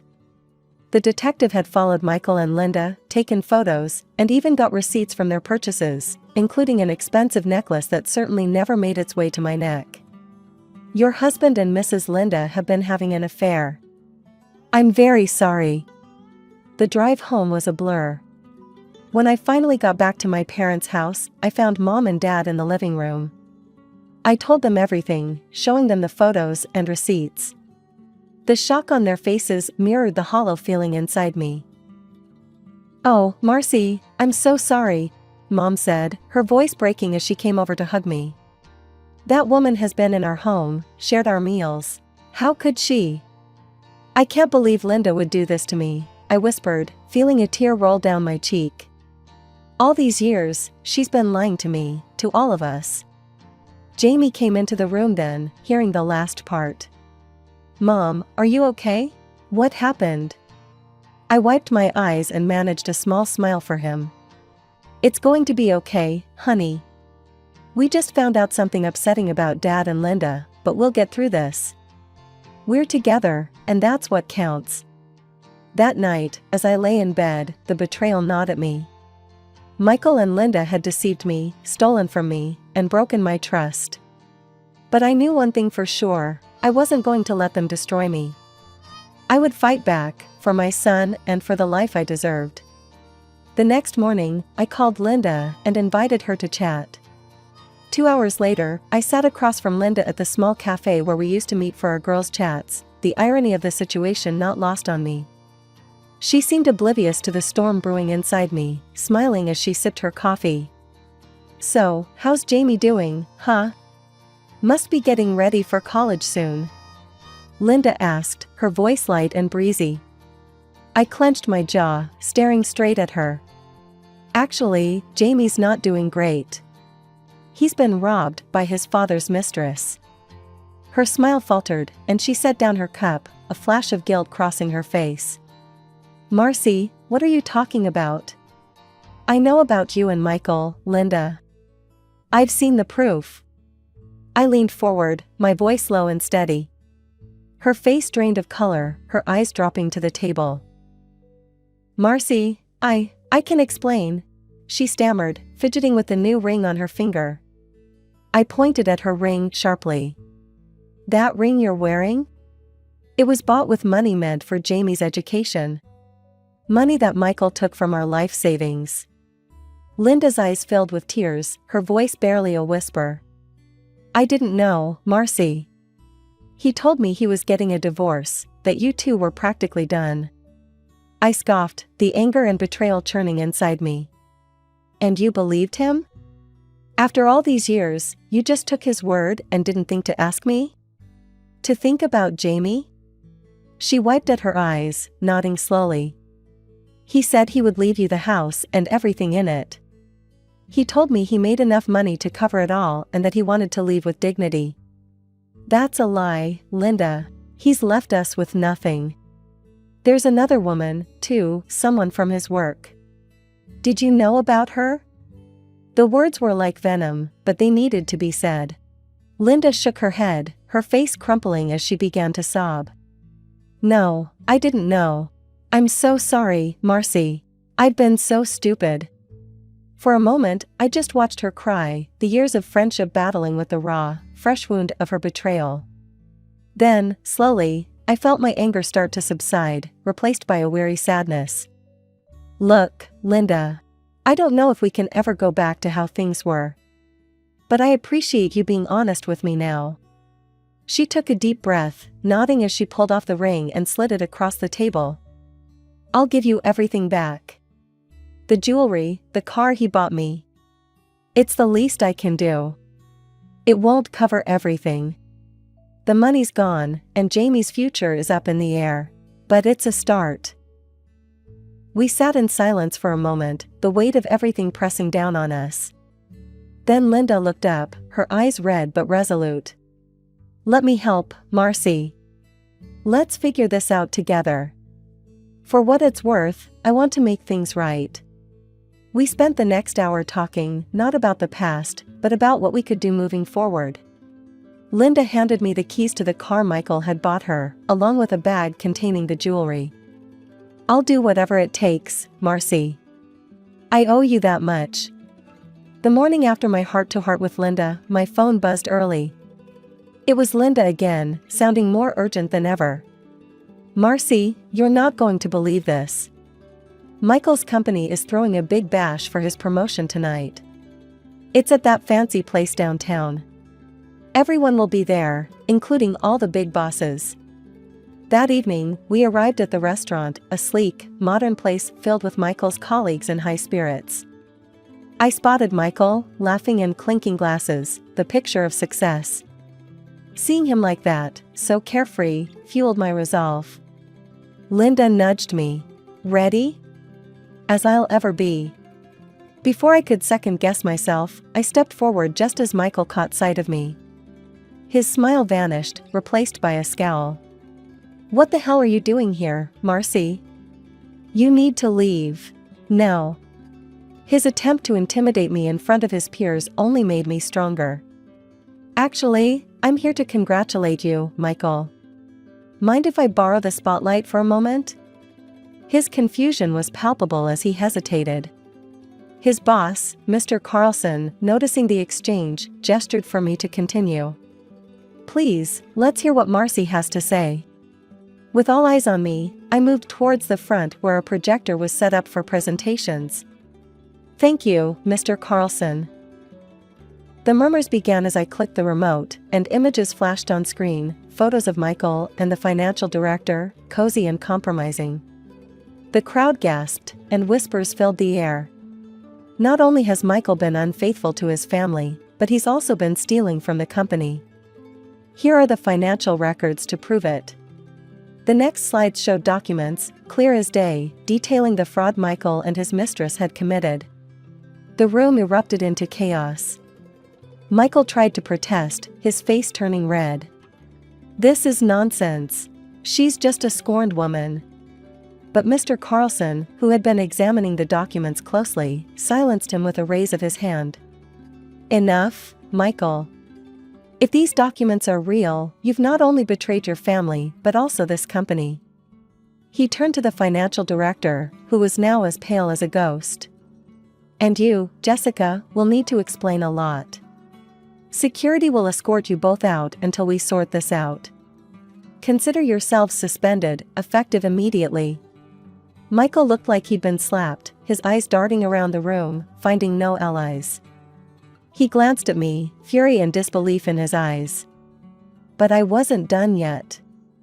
"I trusted you, Michael. More than that, I loved you.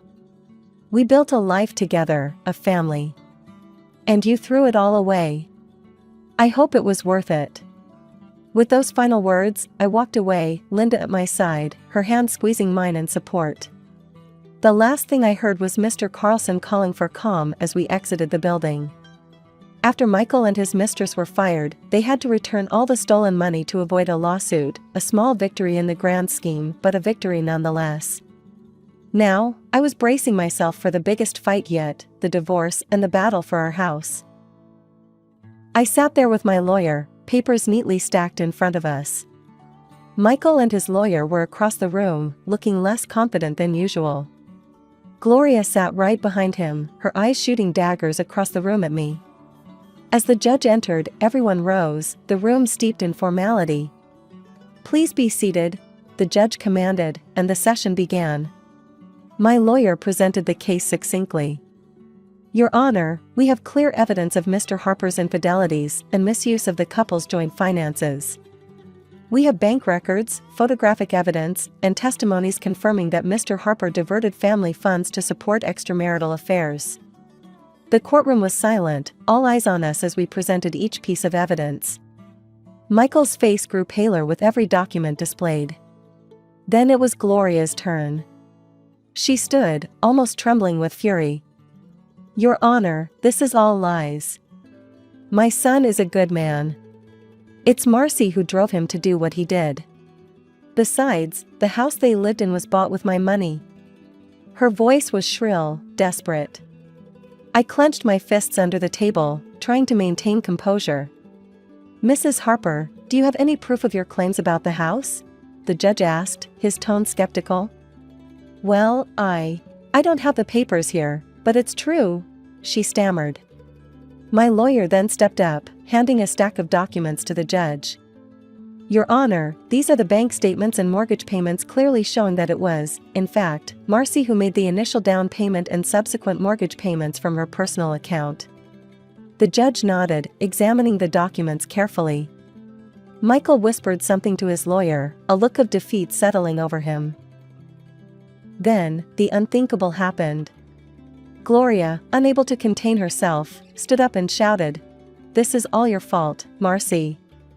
If you'd been a better wife, my son wouldn't have needed other women." The courtroom erupted into murmurs. The judge banged his gavel. "Order! Mrs. Harper, one more outburst like that and I will have you removed from this courtroom."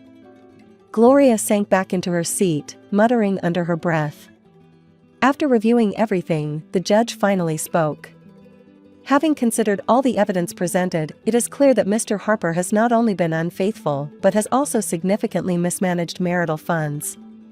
Therefore, the court rules in favor of Mrs. Harper. The house will remain under her ownership, Mr. Harper will return 50% of the misused funds, and additional compensation for emotional distress will be awarded to Mrs. Harper." Michael looked like he had been punched in the gut, his head hanging low. Outside the courtroom, I took a deep breath of free air. It was over. The lies, the deceit, the years of hidden betrayal, finally out in the open and judged accordingly. Jamie had been there, in the courtroom, seen it all. His father's and grandmother's disgraceful behavior left an indelible mark on him. It was after the trial, on a quiet evening at home, when he came to me, his decision weighing heavily on his young shoulders. "Mom, I can't see Dad anymore. Not after everything. I don't think I want to talk to Grandma Gloria either. Jamie's voice was firm, resolute even, but I could see the pain flickering behind his eyes. I pulled him into a hug, my heart aching for him. It's okay, Jamie. You do what you feel is right for you. I'm here, no matter what. In the weeks that followed, the idea of remaining in the house that was once a symbol of our family's unity felt more and more impossible. I made the decision to sell it, to give Jamie and myself a true fresh start. We chose a smaller, cozier place not far from the college Jamie hoped to attend, a new beginning within reach of his future. Michael's downfall was steep and rapid. His career was shattered, his reputation in tatters. The last I heard, he was barely scraping by, relying on odd jobs and his mother's pension after the hefty sum he had to return to us. One evening, while Jamie and I were unpacking boxes in our new living room, he looked up from a book he'd just shelved. "Mom, do you ever feel bad for Dad?" His question caught me off guard, a simple query filled with complex emotions. I paused, considering my words carefully. "Jamie, I feel sad about how things turned out." "But feeling bad for him? He made his choices, honey. We all have to live with the results of what we do.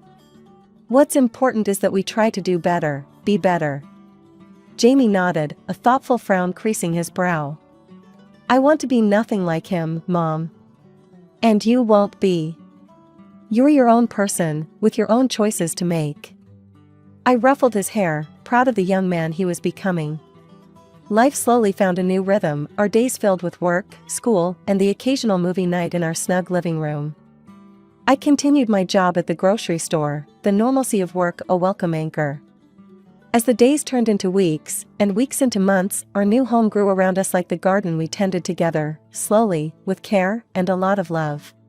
Reflecting one evening over a cup of tea, I realized that despite the trials, the heartaches, and the upheaval, we had emerged stronger. I had fought for my son's future and my own peace of mind, and won.